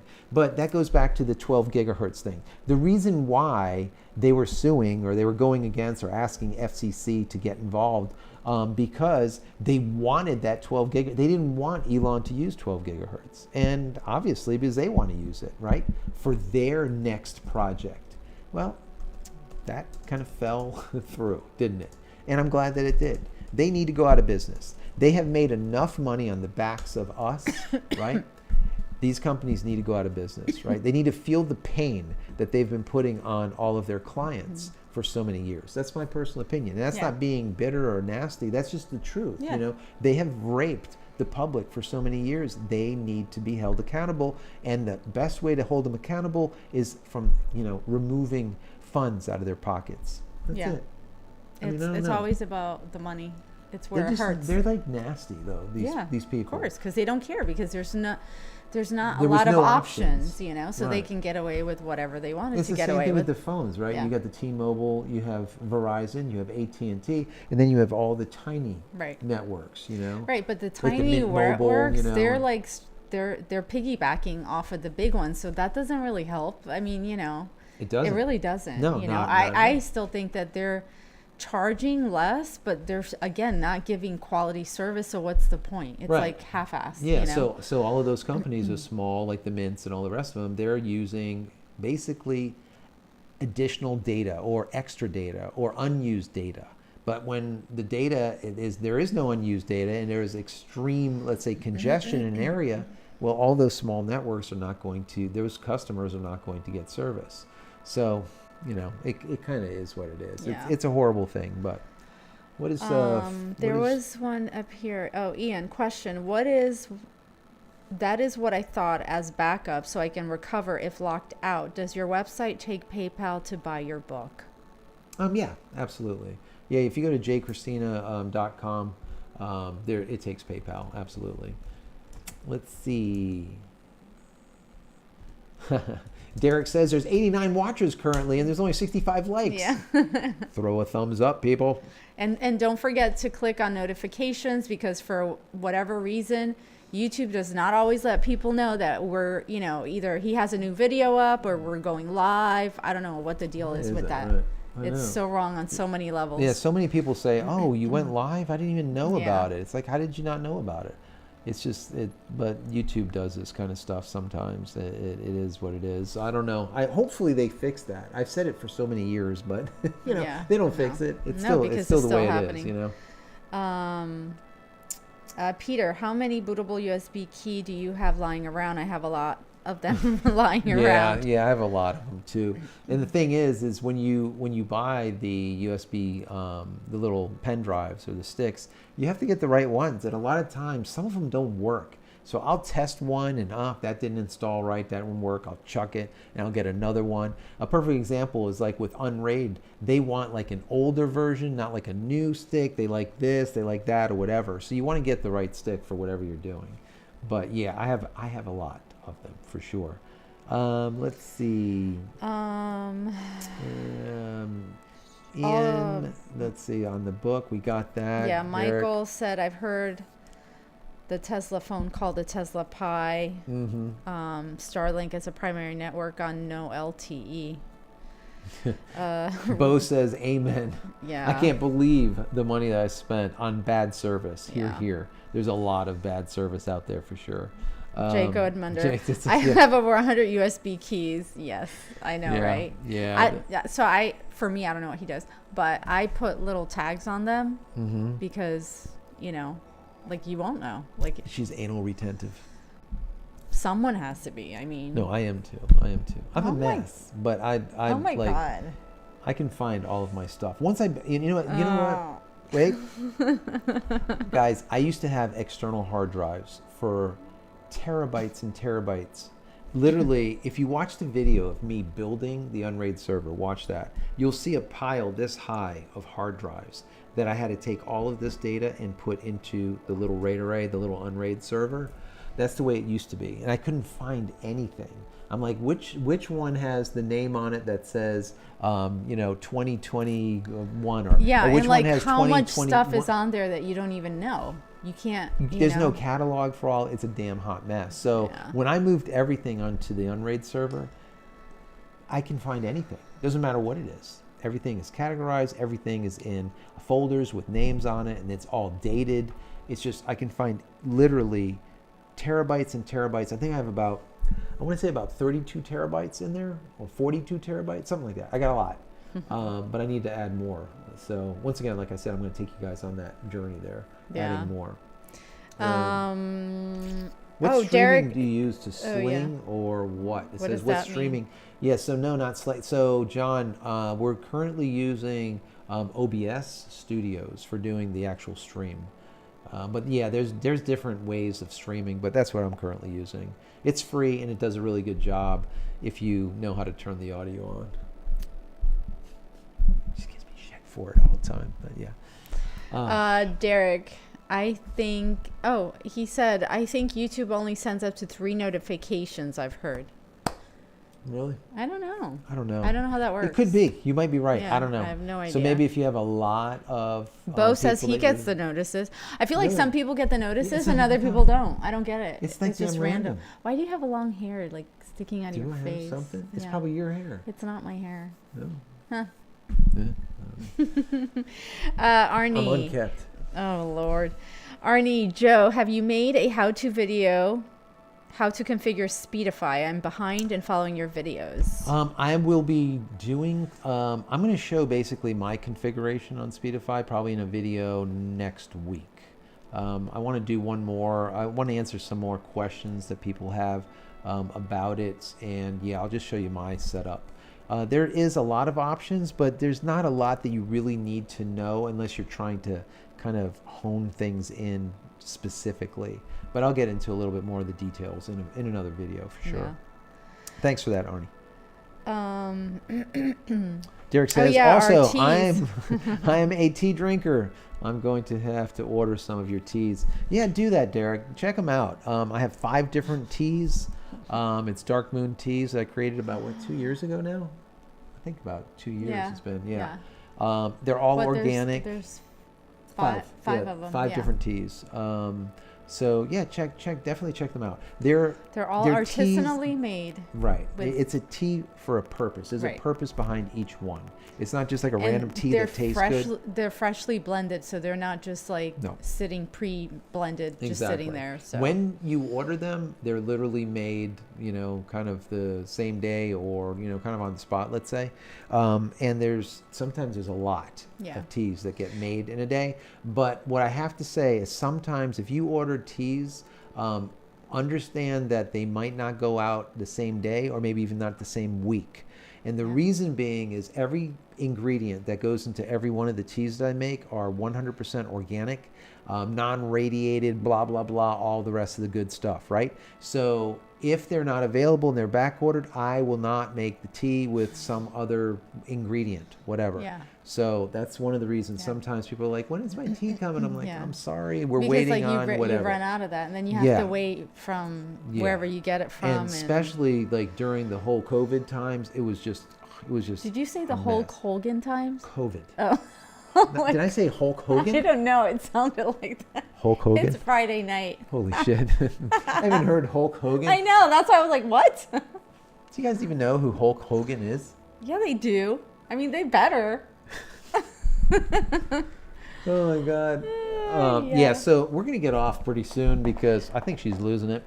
And I've only been up since 5 a.m. It's no Yeah, big I deal. know. It's true. It's true. She goes in early. So listen, guys. We have a couple more questions, Yeah, though. but we'll stay for another, let's say 10, 15, let's say 10, 15 Kamikaze's minutes. laughing because he knows Hulk Hogan. Who knows? And he also said, as long as the hair isn't coming out of your nostril, you're doing great.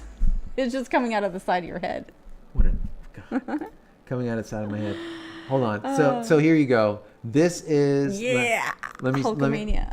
let me see if I can bring him up. There he is. All right, let me switch over. All right, guys. There you go. This is Hulk Hogan. There he is. The guns. This is the guy. This is what he looks like. He was like a wrestler way back, in the 80s and 90s, right? Yes.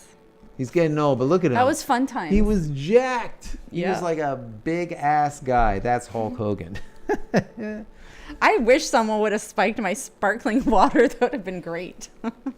I know. can't yet because I don't feel 100%. She was sick. That's why she was here last week, but the week before that, she was like I was really here last sick. week, and I feel like I wasn't here last week. Yeah, well, last week was a hot mess. Yeah. It was like it was crazy that we had 2 streams going We simultaneously. didn't even know we had two We didn't even know. streams. We were like, I never was. I had a hard time streaming one stream with my old setup, and then I started this Speedify thing. And I remember while we were streaming, I'm like, "Damn, the bandwidth! It's using a lot of bandwidth. What's going on?" And then someone commented, like, "You guys are streaming in 2 different streams we didn't even simultaneously." know. I didn't even know because everything just got messed up. But yeah. Okay, it's so crazy. let's get back to some other Kamikaze Ozzy questions. says Hulk Hogan. He was a beast. He was a beast. That dude was like And Jay Goodmunder, all the squirrels from last time. Squirrel. squirrel. Wait, we missed some questions. All right. Marcy, I live in East Texas, and I'm currently getting 20 to 50 megabytes. Yep, megabits down. Yeah, during peak Peak times times. because the area is oversold. Do I Yeah, it remember says, correctly? "Do I remember Something is correctly?" being Something built in being- Texas to increase the speeds. Yeah, so What are they putting up there? the problem that you're having is most likely you're either best effort, or if you're not in best effort, you should not be getting 20 to 50 megabits down. I would just contact them. If you have actual residential service, no matter where you are, unless you have some type of obstruction, you're on best effort. If you're on residential and there's no obstruction, you should not be getting 20 to 50 megabits down. There's a problem. Contact them, and they might tell you to reset your modem, or they'll reset your router, or they'll send you new gear. Something's not right there. All right, definitely check into that. Ian, have you tried MDisk optical offline backup? They have 100. 100 gigabit disk. I yeah. have not any of those. I have not tried any of those. It's probably not a bad. Okay, so my problem always is when it comes to backup, especially if I'm doing archival, or as I call it, cold storage backup. My problem is this: I don't know when a format will change, right? There's been a lot of people that have used tape drives in the past, and then the format changed and they weren't able to get their data off the tape drive. So the same thing with like old CDs. You put an old CD into some of the new CD players and there's no data there, or it can't read it or something. So one of the suggestions I always have is when you go to a cold storage type of thing, make sure that cold storage data that you have is, like, let's say, revitalized every 5-6 years. In other words, move it from one format and then move it into another format in, let's say, 5-6 years or whatever, because you want to make sure you're able to get it down the road. If not, it's kind of stupid. Yes, it's still there, but if the protocol, let's say, to read it is no longer available, well, or the codec or whatever you want to call it, well, you're screwed because your data's there, but you can't read it. You can't get the information off it. So anyways, that's kind of my thoughts on it. Joseph Rogers, I checked the T-Mobile map and I live in black and white striped area. What does that mean? Says something like partner. Huh? What the heck? I've never seen that.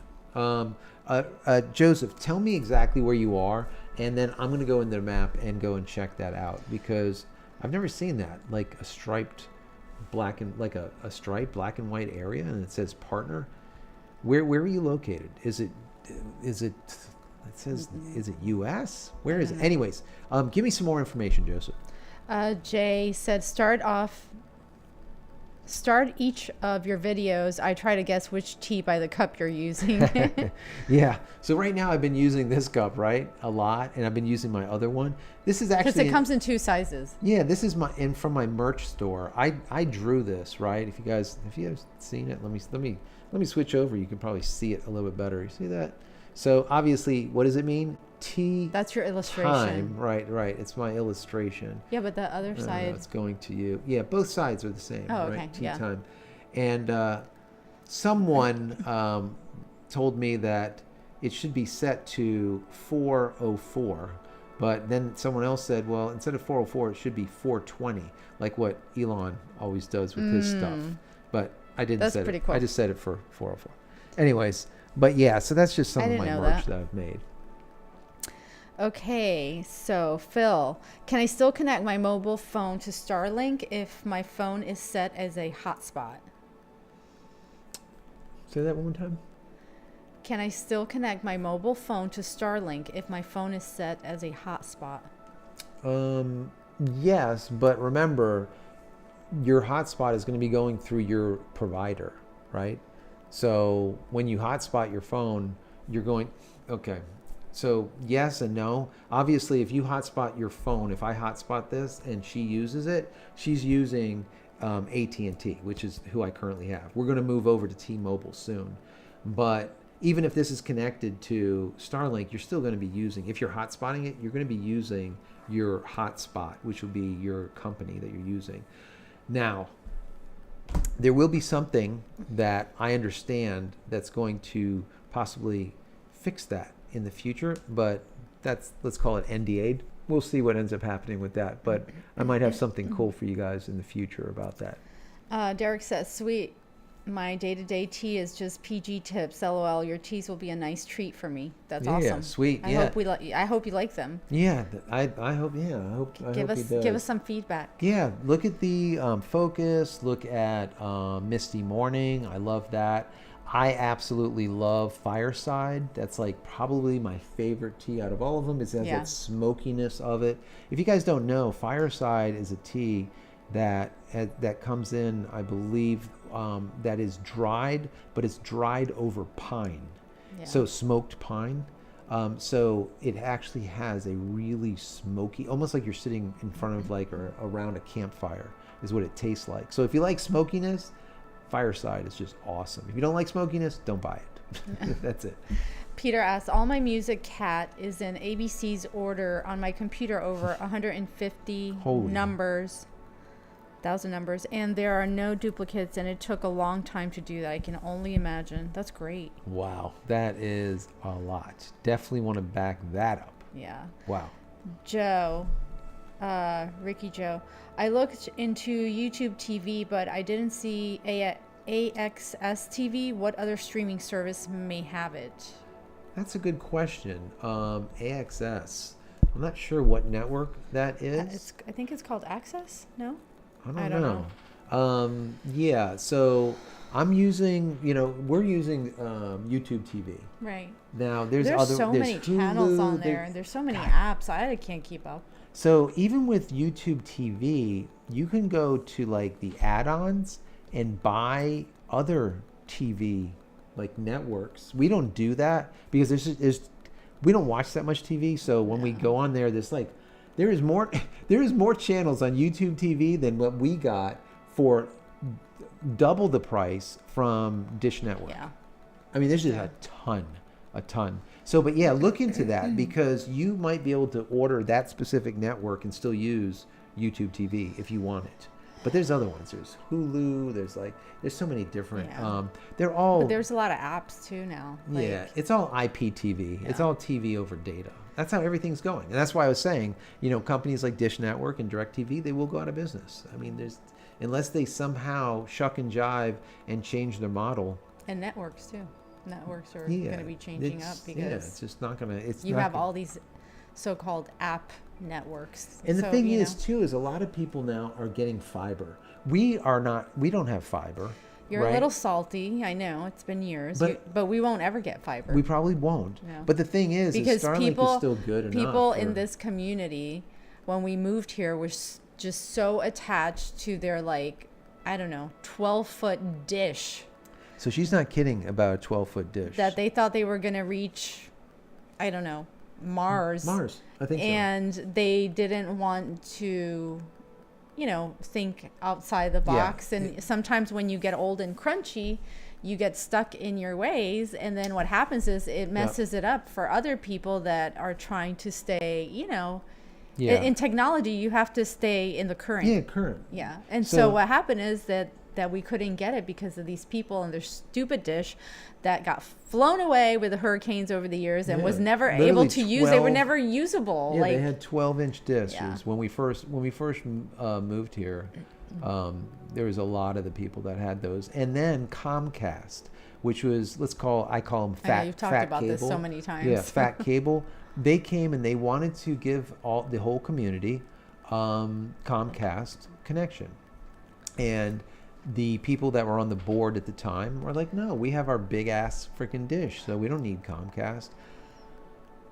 Well, now if we want to get Comcast to this house, it's 52. Just to our house. Never mind the community. Not the community. To this house, $52,800. No, it was $55,000. No, $52,800. No. No. It had gone up. All right. Anyways, it doesn't matter. It was over 50 grand. Over $50,000 to get Comcast. Like Are they that. out of their goddamn mind? No. We don't have 4 billion. These people are nuts. Yeah. Gary said you need to come out with a new coffee. We should. A coffee? Yeah. We could do that.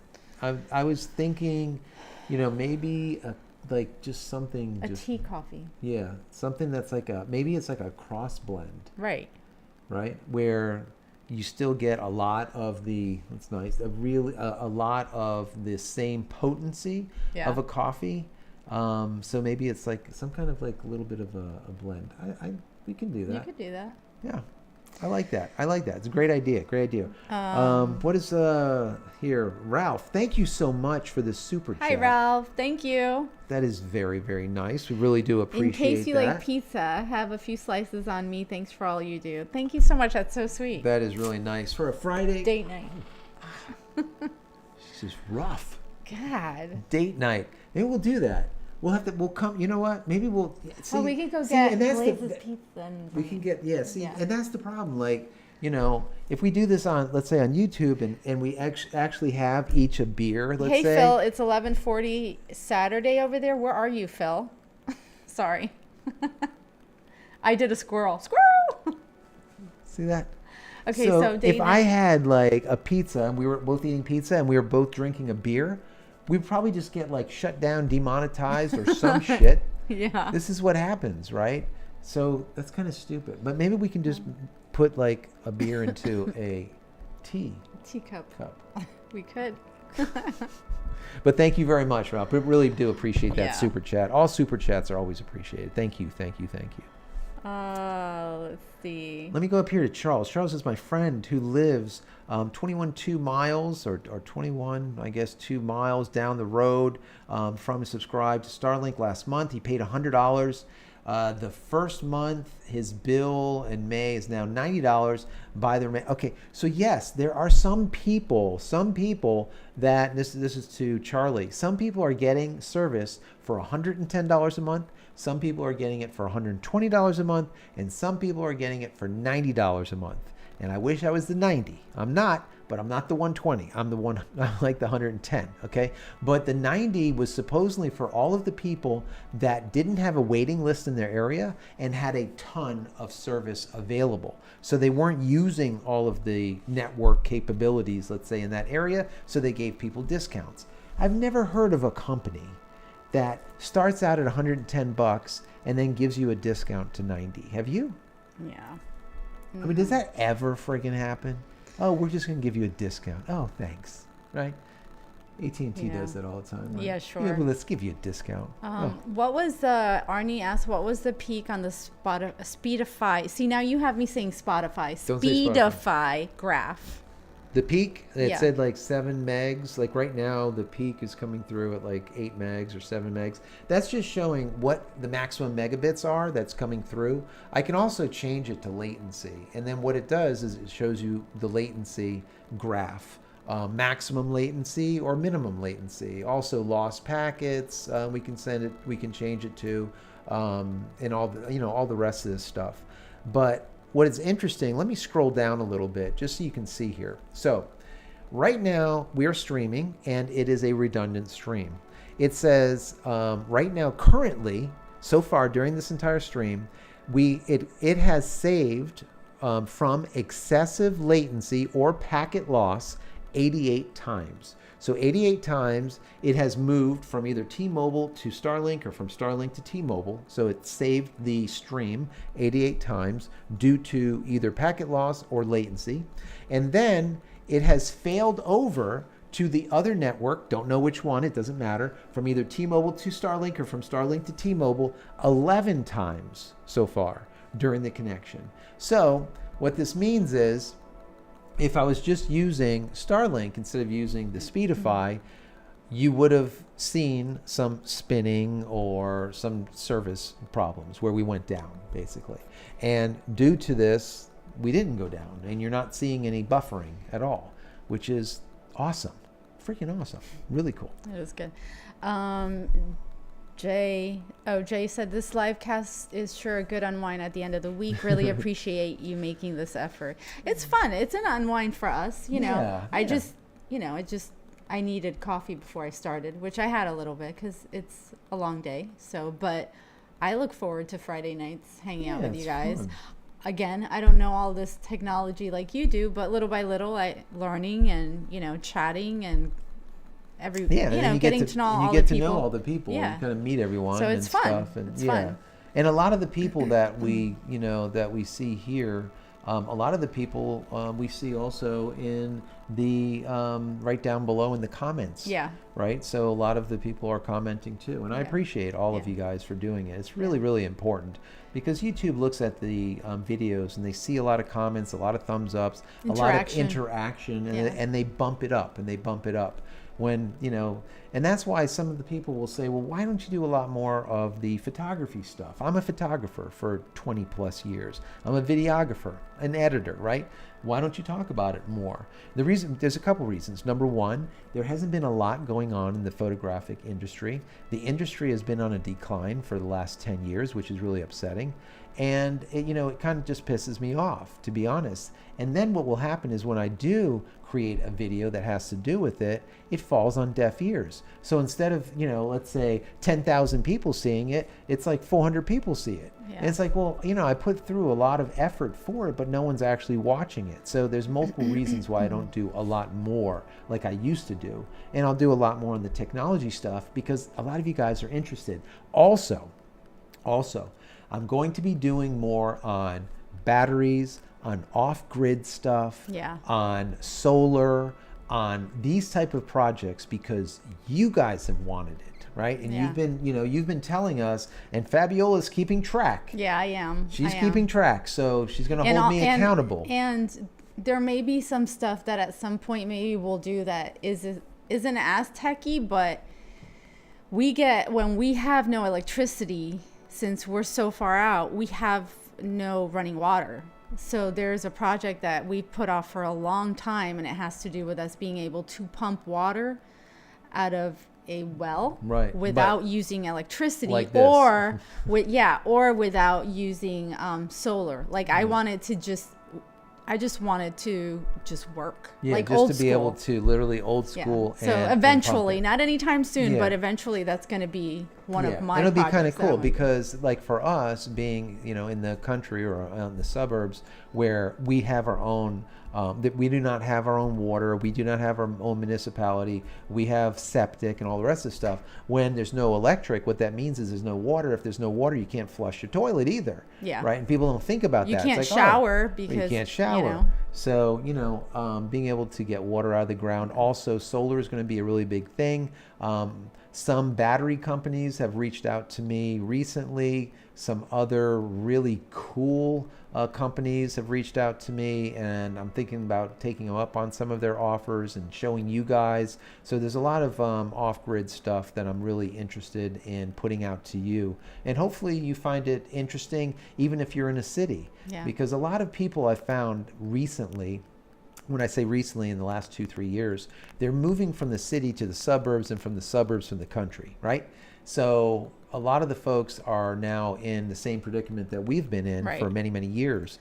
Yeah, So it's like a lot of people are now starting to go to that lifestyle where we've been living it for 23 plus years. for a long time. Let me catch up on some of these. Yeah, let's go through them so that we can definitely get out of here. Let's say, Okay, guys, it the next says- 10 minutes we're going to be out. We're going to No, answer as many it's going to be a questions. little longer than 10 minutes, but because I want to make sure he gets to most of these Okay, questions. go ahead, hit me Jay up. said all my backups are on 5.2 floppy disk. LOL. Tea time is anytime. Ian, it does use dyes. It uses a cement layer and edges Oh, okay. on it. You're right on formats. Tape machine way too expensive. Absolutely. That's pretty cool. Yeah, dyes are definitely the way to go. Kamikaze, I still have photos on DVD-R and format. No joke. I know we do too. Yes, we do too. Yep. I'm sure you've answered this many times, but what you wear around your neck? Oh, yeah. This so was from Massillon Tiger. yeah, so these are Futharth runes, Basically, my heritage is from Europe, from overseas. It's more of like a Viking type of background, and these are the alphabet, basically, to those, let's say, Nordic people. That's basically what it is. Mine is an arrowhead. Yes. Mine change. Yeah, you have a different arrowhead than last time. Yeah. Yeah. And that's, her background is from... I'm Puerto Rican, so I have a little bit of everybody, but I have about a good chunk of Taino indigenous to the island. So, and that's also a part of my tattoo. So it's a macaw feather. Yeah, do you see that? Hold that up. You guys can see it. You see that? There you go. Wait, oh, you know what? Can't see it. How about if I do this? Yeah, I was let me say let me do that. There you go. We are so damn fancy on this. Just Look fancy. at that. You see that? Yeah, so that is a macaw feather. So that is, I drew that for her. Yeah. This was like, what, about 5 years ago or so? Yeah. So that's her. So my macaw feather, again, it's just for me to tie into my heritage. And there's Joe drew it for me. I knew how I wanted it to be and how I wanted it to lay. And then the tattoo artist gave me the idea to have 3 notches put in my feathers to represent my kids. Right. So very cool. So that's our little that's thing. The thing with the tat. Jewelry, tats. Ian, do you IC dock with your Unraid or Direct Connect? What is that? Do you IC dock with your Unraid or Direct Connect? No, Direct Connect. Okay. Everything is Direct Connect. That's just the way I've always done it. Peter, where can I find YouTube TV? YouTube, you can get it right from YouTube. I believe you can also go to, if you just type in YouTube .tv, YouTube period, or YouTube.tv, you'll see it. And you can sign in, or you can get a free trial to test it out. For me, what I ended up doing is I ended up getting a Fire Stick and using the Fire Stick, put the YouTube TV on that as an application and use it that way. But you can do it however you want to do it. I like the Fire Stick, the way the control is and stuff. So that's the way I do it. Guinness tea should be a thing. Yes, it should, Derek. Where? Derek, Guinness tea should be a thing. Yeah. Yes. I would love some Guinness actually right now. Real Guinness on tap, right? Not in a bottle with a little ball in it or something. Helios, did you guys see the new Viasat ad was scrubbed? But Jesus, they were trying to fix traditional dish service. Just forget it. Viasat. I saw their ad. I saw they're trying to do all kinds of stuff. They launched a satellite recently. It's just stop. Just shut it down. All right, you guys lost. Thank God. All right, just shut it down. That's just my opinion. Anyways, remember, these are GEO satellites. They're at thousands of kilometers in comparison to LEO satellites that like Elon has. LEO satellites, the latency is like 30 milliseconds, 20 milliseconds, 40 milliseconds max. That latency of like Viasat and HughesNet are like 100 milliseconds or more. And then you have data caps and the price is crazy. They're scrambling, guys. They don't know what the hell to do. That's funny.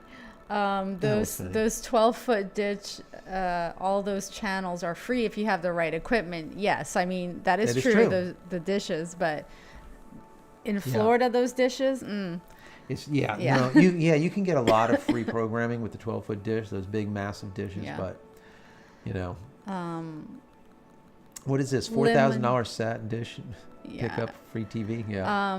Exactly. Limnook Nita. Why no more extra per month to take residential McFlatface remote? Can't go back if switching to RV mobile. Great channel. Thank you very much. What is that? So extra per month, pay more extra per month residential to remote. Yeah, so what I think what you're saying is portability. Yes, they stopped portability. It was $25 extra per month, and they shut that down. What I did hear from one of you guys was that SpaceX was doing a thing where you can go from roaming to residential and then residential back to roaming. That was never the case before. If you bought a roaming system, right, You would have to also buy a residential if you need residential. Whereas now you can go back and forth. Maybe the reason they did that is because they stopped the portability, where you can't pay the $25 to have portability and actually move around with it and then bring it back to turn it back into residential. I'm speculating. I don't know. Yeah. I don't work for them.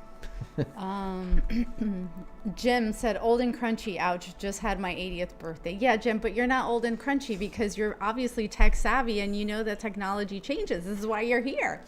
That's This right. is why we do what we do. That's exactly right. Flying Pretzel, thank you very much for that super chat. Oh, he's always flying that pretzel. That Flying Pretzel guy. There was one here. Oh, Earl Grey coffee. That would Earl be Grey. Is that what Earl he said? Grey tea coffee. Earl Grey. Derek said. Yeah, And an so Earl Grey. I love basically- Earl Grey. That's yeah, bergamot. So bergamot, yeah. Yeah. So it would be let's call it a bergamot coffee. Yeah. That'd be spectacular, actually. Yeah. All right. We'll keep that in mind. Mm-hmm. Keep it in mind. Let's see. Sweden is going to be fun. Stockholm's is a blast. This is Kamikaze Ozzy. Says the Swedish people had a great time there. Might want to stay clear of. yeah. So that'd be amazing. Could you imagine traveling to Sweden? Wouldn't that be sweet? That would be amazing. It'd be Sweden. Be sweet. Wow. Shut up. You're All right. special No, K. that would be cool though. Uh-huh. I would love to be able to go over to Europe. Europe is just everything's so damn expensive now. What the hell is Yeah. going on? I don't know. I mean, this is crazy. It's a lot. John says thank you guys for the show. Really do appreciate that. John, Ian, love the hangout. Thank you. Appreciate that, Ian. John Wolf, your wife's pretty, very lucky. Very nice. Thank you so much. Appreciate that, John. Thank Robert, great job as usual. Keep up the great work. Thank you. Do appreciate that. Derek. Wait, that's his wife? Stop I thought it. it was his daughter. Stop it. That's perfect. That is absolutely perfect. Well, if you did see one of our daughters, she gets upset because a lot of people They look ask identical, literally. if we're twins, and she's like, no. That's right. Tom says my camp has been off grid for over 40 years. Oh, wow. And the key to water pump is to get a, see this? Yes, write this that is down. great. A Grundfos square flex, I guess, maybe. Write it down. I'm writing it that has down. a drive in it so that it has no inrush, so you can use a smaller inverter. Keep that, write it down, take a picture of the screen. Tom, send me over any of your tips and tricks. You've been doing it for many, many years, more years than me. Send it over to either jcristina.com/contact or DM me or whatever. I would love to hear any thoughts when That's it awesome. comes to pulling water. We have 3 wells on the property. One's 52 feet, and we got 2 low or shallow wells that are about 28 or 32 feet, somewhere around there, 30 feet. But not that great. A lot of tannin, a lot of minerals, a lot of stuff that's kind of funky, but it is what it is. That's pretty cool. Honey Badger says, I live off grid and have 48 volt solar system. My life is no different than living in the city. See that? Yeah. Honey Badger, how many batteries do you use? Are they lithium? So does how it, like, many on top of the watt roof? hours? Yeah, so I imagine you have solar panels. Are you using 100-watt solar panels? Are you using the big-ass 340-watt solar panels? How many do you have? Give me all the specs. I'd love to hear it, Honey Badger. Let's see. Rick says, I actually seen a video earlier, and a guy opened up a Starlink router and soldered wires to the board and ran it to a 12-volt DC power supply and thought it was neat. That is pretty cool. Yeah, I've heard that too. You can do that, but there's ways around that without having to go and open the whole thing up. You can connect through other means, inverters and whatnot, to be able to connect it. I do have a project that I have. Let's say I've put it out there to a company, see if they're interested in getting involved with me on it. And if they do, I have a pretty cool project coming about Starlink and power and DC power and whatnot. So hang in there for that. Derek says, I live in the desert, and when the electric goes out for the county, we lose all water pressure. Sucks. So there you go, no water pressure. And Yeah. so now you need a well, just like we do. Yeah. And even though you have municipal, that's horrible. John, thank you so much for the super chat. Really do appreciate that, John. Thank you so you very much. much. Arnie says, in Mississippi, it's about 19 degrees Celsius. Almost 9. Almost 9 in the evening. Wow. See? Yeah. Let's see. Data God. Are you in Canada? I love my Starlink in rural Ontario. We are in South Florida, the exact opposite of where you are. Yeah. So, and hopefully you guys get more pops and more ground stations soon up there in Canada. Fingers crossed for you guys. But I think it's a governmental thing, not an Elon thing. So keep that in mind. Tom, he off-grid. says off grid. My well is down 450 Holy feet with the shit. Grundfus pump. See, 450 feet. and Do you know you're how much that would cost over here? These people, they dig like a 50-foot hole, Yeah, and they're and they like want, charging like, thousands of $2,000. dollars. Wait. So how'd you dig your well? 450 feet. Did you that's do like- it, or did you get someone to do it? Yeah, that's... That is yeah. the question. Yeah, you're digging 450 feet. That's someone. Yeah, it's That's someone that has awesome. a serious rig. Holy hell. And is that like a banged in like a 2-inch, or is that like a big 4-inch hole? I don't know. Anyways, then you need like some kind of pump down. Anyways, we'll definitely tell me more. Yeah. Derek says zip drive for archive. Yeah, zip drives were good, but remember with those zip drives, you got to worry about format, codec, whatever you want to call it. Let's see. We're not off grid. Kamikaze, we're not off grid, but combination of solar and battery backup work well for us during power down conditions. And they're in California. That happens. That's smart. Absolutely. You don't have to be off grid to have solar, and you don't have to have solar and power your whole damn house. But to have solar, in my personal opinion, and use it as like a backup in case you do go out, I think it's a good thing. Someone else says here, I have a 27 kilowatt grid tied solar array. Holy hell. That is a massive array. Gets me zero cost of electricity now, starting to consider battery options so I can have power when the utility goes out.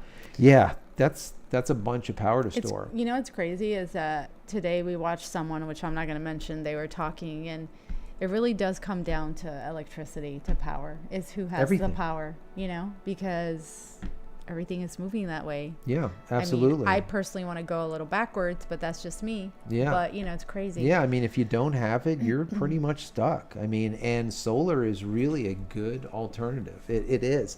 The problem always has been with solar is the battery, where to store it. You can capture it, but where do you put it when it's not being used? You have to put it in some type of batteries. And when we were using all lead acid like golf cart batteries, and the damn things are 110 pounds a piece, I'm exaggerating, but extremely heavy, they were only good for like 2, 3, 4 years maximum. And that's if you're maintaining the water levels, make sure that everything is great. You have like off venting of that acidic stink, and it's just they're shit.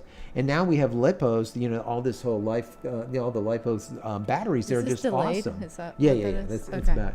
But now you have the batteries that are lightweight and they hold more power, and you can actually use them without having to only use 50% of the battery. There's so many advantages to going now solar that you didn't have in the past, for sure. Question, MDisc uses cement. Yeah, thank you very much for that. Badger says, love your tattoo. Thanks, honey. Nice. Halo says, very, very nice. Peter says, if you have a question, thank you so much for that, Peter. Keep that coming through there. Really do appreciate you for doing that. Put that Q before any questions. Arnie says, Viking. Yes. Yes, thank you. Arnie says, now there is a huge peak again at 134 megabits. All right, There you go. That's not, you can't complain about that. Halo has the laughing 50 to 60 milliseconds. Not bad. In Canada, that's not bad at all because your ground stations are very far away from you. Phil says, I've got sat dish from Starlink, dish size right up to 1.4 meters wide in my backyard. Wow.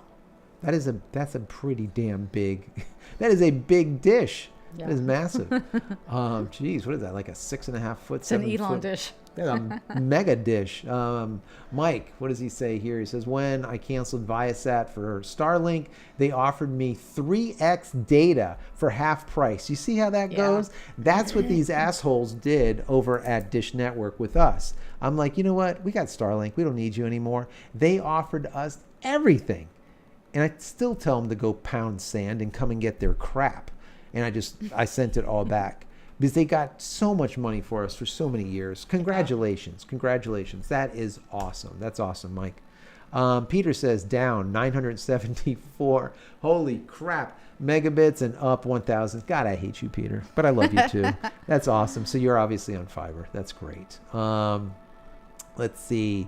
Underneath that, Phil says in Australia, they brought back portability option 2 days ago. Nice. So get portability. If they brought it back in your country, $25. If you go anywhere, get portability, because if they remove it, you'll be grandfathered in. You can keep using it. Fran says, I got email from Starlink about portability billing change and that it is no longer added. Yes, I read that at the beginning of the feed today. It is no longer available. If you have it, you're grandfathered in. If you don't have it, you can't get it. Sadly so. John says, just joined in. Anyone notice that there's a massive SpaceX increase in launch aborts caused by Falcon rockets? No. Have not seen any of that. Start to remind me of the ULA. Well, we'll see what ends up happening. I don't know. I haven't seen that. Let me know. I know you're talking about how there could be some sloppiness. That's possible. They are very stringent about, like down here on the Space Coast, we get a lot of foul weather in the afternoon. So if they have a rocket launched in the afternoon, they will abort a lot. Yeah. And sometimes it's not even for weather, it's for wind. Yeah. And it's upper level winds, like high upper level wind gusts. Anyways, let's see. Thanks for another live show. That's from John. Thank you so much for that. You want to read a couple over there, and I'll go through here. I'm at Gary Armstrong says, thanks, guys. Great information. Thank you. Where'd you leave off, John? Yeah, the latest John abort Ross was tonight. Peter, thanks for the live hangout with you too, and have a great night, you two. Thank you for hanging out with us. We're going to be finishing up soon. Jay Munder, 286-foot well depth up here in Canada. Damn, that's amazing. Honey, I have 48 volt, 3600 watt solar system, 9,325 watt panels, and 300 and then three 48 volt lithium battery with 69 AH each. So you got 69 amp hours, or I guess is it watt hours or amp hours? Amp hours each. So 3 of those 48 lithiums. That's amazing. And you got 9 of the big 325s. So that must charge those batteries pretty damn quick, really quick. And a 3,600 watt. That's probably your system itself. So your inverter or whatnot. So that's a sweet system. I like that. That's not cheap, but that is a good system. Tom says I'm using 350 watt solar panel, 8 of them in the out and back, charge controller, adding, and of course the Victron inverter this summer. That's great. So that's 300. So that's 8 of the 350s. So that's a bunch right there. 700, 1,400, like what, 2,000 or so, over 2,000 watt solars. That's sweet. Honey said my water pump is direct connected to my batteries. Daryl said we have a 6-inch well pipe and 600-foot well in North Carolina. Holy God. Oh my God. Gary, question. So you use solar cams? I installed a solar cam and it was complete trash. And that's why I didn't even do a review on it. You guys didn't even know about it. So yeah, I buy in stuff all the time. And if, like I say, if something is good, or if a company sends me something, I'll try it out. And if it's just shit, I'm not even going to talk about it. So yeah, it was trash. It went back. That was See, this is another thing that I had wanted to do a long time ago, but we never did. And I don't know where we're going to go with it. Ricky said if you got natural gas or propane, you can get a Generac standby generator, yes. And it will power the whole home and pump in the event of power outage. Okay, so the problem with the Generacs is, and using the propane, I love the idea. The problem with the propane here is you're not allowed to have the propane tanks over a certain a certain poundage amount outside. So what that means is we would have to get a propane tank, a big ass propane tank, and have it buried. And having it buried, you have to go through the city and make sure they approve it. And then where it gets buried has to be a certain number of feet away from any wells, and on and on. Environmental Protection Agency, blah, blah, blah, blah, blah. And the Lord of the Rings. Our water level is at about 3 feet. You have to bury it lower. Now what? That means the drum will be in water all the time. It will rot. And within about 5, maybe 8, 10, whatever years, the damn thing will be rotten. And now we're going to be springing a leak, and there's going to be gas coming out of it. So it's a problem. And yes, I wish there was an answer for it. Maybe you have the answer. I would love to hear it. Yeah. Phil, here in Australia, excess power from solar panels are put back into the grid. The Yeah. electricity company pays us for the solar going Yeah, back. we have the same thing here. The same thing here. Tom, I had a local well drill.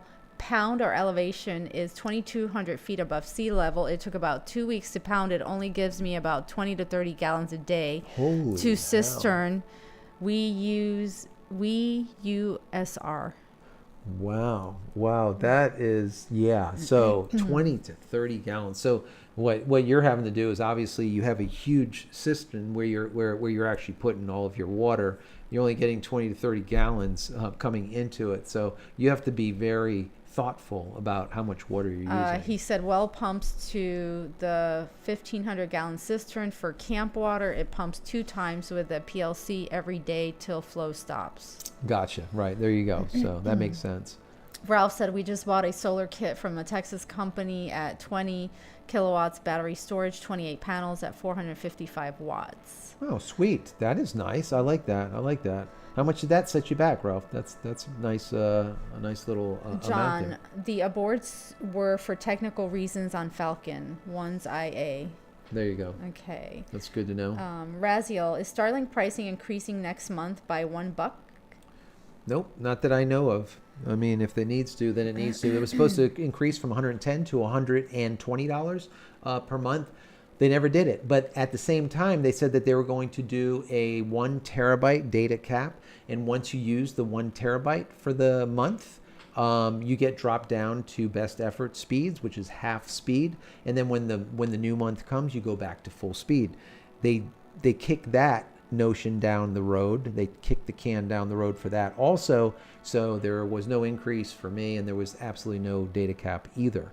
And I think at the time I was speculating that if Elon puts more and more satellites up, we're not going to have to worry about a data cap, is they're going to have plenty to go around. Right. So we'll see what happens. Hopefully they keep kicking it down the road. John says, y'all are great people. Have a great night. Great Thank you, weekend. John. Thank you, John. You have Appreciate a great you night. being Thanks here. for coming and hanging out. John Ross, I'm seeing usually delay for a couple days due to tech reasons. Have a good evening. Yep, true. Phil, 3,500 watts of solar panels on top of my roof. Wow, that's a good number. That's 10 350s, I guess, right around there. Honey Badger, yes, my system charges very fast, especially I'm in northern Arizona. Yep, so you're That's getting awesome. plenty of Yeah. sun, that's for sure. Just like us here in Florida. That's why solar is so popular here in Florida or in Arizona. John Wolf, my well is 750 feet Jeez. deep in Texas. Wow. And we're sitting with like 52 feet. These I people are know. bitching and moaning Yeah. like it's too deep. It's like And thousands then- of dollars And for then like he 50 wants to feet. know why I complain. Like, I know when our water goes not right through the house because it's in my hair, it's on my skin, and we have a great system, but I can smell it when Yeah. things are off. Yeah. Data God. Thankfully, even though I live in the woods, I have natural gas pipeline. Generac Wow. is on its way. We keep getting hit with big storms, knocking out power for the whole area. Generac is an awesome system, and if you can get natural gas where you are, get it. That's awesome. We have no municipality at all, so we don't have streetlights. We do not have water. We do not have sewer. We do not. We have Yeah. we have phone. We're on our own. Yeah. Arnie, thanks to the Christinas for enjoyable live stream. Cheers to the chatters and 73 to all hams. Thank you you. guys. Thanks, Thank you Arnie, so for much. hanging out with us. Arnie's a ham. You see I that? know. We need more ham radio operators. Hopefully not too soon, but the way things have been going and the way they've been looking, Arnie, we might need you. Hi, everyone, from Rob. Tom, at camp, we use a Volsker cell security camera to keep an eye on our camp. Yeah, Sweet. definitely. Yep. Ian, good night. Good night. Thank you for being here, Yes. Ian. Really appreciate you. Peter, thank you also Yeah, for thank being you. with you, being here. Really appreciate that, and constantly putting those cues in there. I love it. That's really helpful. Very helpful. Thank you. Gary says his Starlink bill was $76. Wow, that's the lowest I've heard. That's great, and he's in West Virginia. What the hell is that? $76. I haven't even heard of that number. That's great. Really good, Gary. Don't complain about that one for sure. Don't say nothing. Take that 76 and run with it all day. Phil says my 3,500 watt solar system Produces up to 15 kilowatts of energy per day. That's a ton. I mean, that's a respectable amount. Signature Solar is a great solar power vendor. Yeah, I haven't seen them, but that's definitely one to look into. I can look them up. David says neighbor drilled two 1,000 foot wells, no water. $100 per foot. Holy crap. What? That's like 10K. That's 20K and no water. Oh my God. All right, so we're not going to complain. No, but I'm not gonna still, say that like is that's crazy. horrible. Oh my God. What Ralph about says, rain? No, Ian said, what about rain catchment? yeah, you can do rain, like a cistern. You can do that. Rain capture. They do that on the islands in Bermuda a lot. Bimini. They do it in Jamaica. That's why you'll see a lot of the roofs that are like crystal white. They clean the roofs all the time, and yeah, they catch that water. Let's just call it potable water that you can then go put it through some type of system and use it. So yeah, that is a possibility, but you need a big, a big cistern or a big drum to be able to capture it all. I was thinking about that too. It's a possibility to not necessarily do the rainwater, but to do an electric water thing where it would suck in the water when it gets to a certain level of stop. It'll just constantly fill. So then you'll have, let's say, 1,000 gallons of water. So if we go out for a day, we still have more water than we need for literally a week by doing that. So that was an idea that I had. So we'll see about that. Ricky Joe, I'm getting over a cold and I have a canker sore on my tongue. What is the best medicine to use to get rid of it? Because it hurts bad. Ricky. I mean, honestly, I'm not a doctor, but I would say Manuka honey at least over 400 MGO, I think. Yeah, honey is always best. Try to get over 400 MGO. You can get higher, but it gets to be really expensive. Yeah. But try to use the Manuka honey. It is by far the best. Put it on your tongue, let it just sit there. Once again, we're not a doctor, but this is some of these alternative medicines that we use. But yeah, Manuka honey will do it. Also, if you have a sore throat, try that Manuka honey. That stuff works wonders. But don't get the one that's like, they got like some that are 25 like 80. MGO, 80. No, it has to be that's just junk. They call it Manuka. That at minimum over 250. Yeah, over 250 MGO. The solar system is 18K, not cheap, but we get off grid and do not have to worry about outages and nightly power hits. That's from Ralph. 18,000? Mm-hmm. Yeah, that's Ian, a chunk. I do the speed test on my 4G network on my cell phone and got 100 meg on 50 up. Wow, that's great. So if that's really good. That's really good. Miss Honey, thank you. Honey Badgers, thank you to both. Miss, hope you feel better. Good night. Good night. Thank you very much. Thank you so much for being here. Yeah, really appreciate it. Thanks for hanging out. Tom, get your solar education from here in the archives. Yes, definitely. Yes. I'm definitely I'm gonna go deep like I do with Starlink. I'm gonna go deep into solar. I'm gonna go deep into some other aspects of off-grid living because we do it all the time. So there's no reason not to talk about it because it's what we do. There's so many people and there's so many channels that talk about shit that they don't know nothing about, and then you just know it, right? Whereas when you go to a channel and that's what they know or that's what they're good at, well, then if they share that, you know that at least it's something that they're actually doing. A lot of people they talk a lot, but they don't do a lot, right? So, anyways, yeah, I'm kind of excited about doing some other stuff. Yeah, definitely. Getting into some other things. I mean, it ties into technology, but it's like you have to go old school and then back into absolutely new school. Yeah. So no sad hams, Mr. Smith. No sad hams.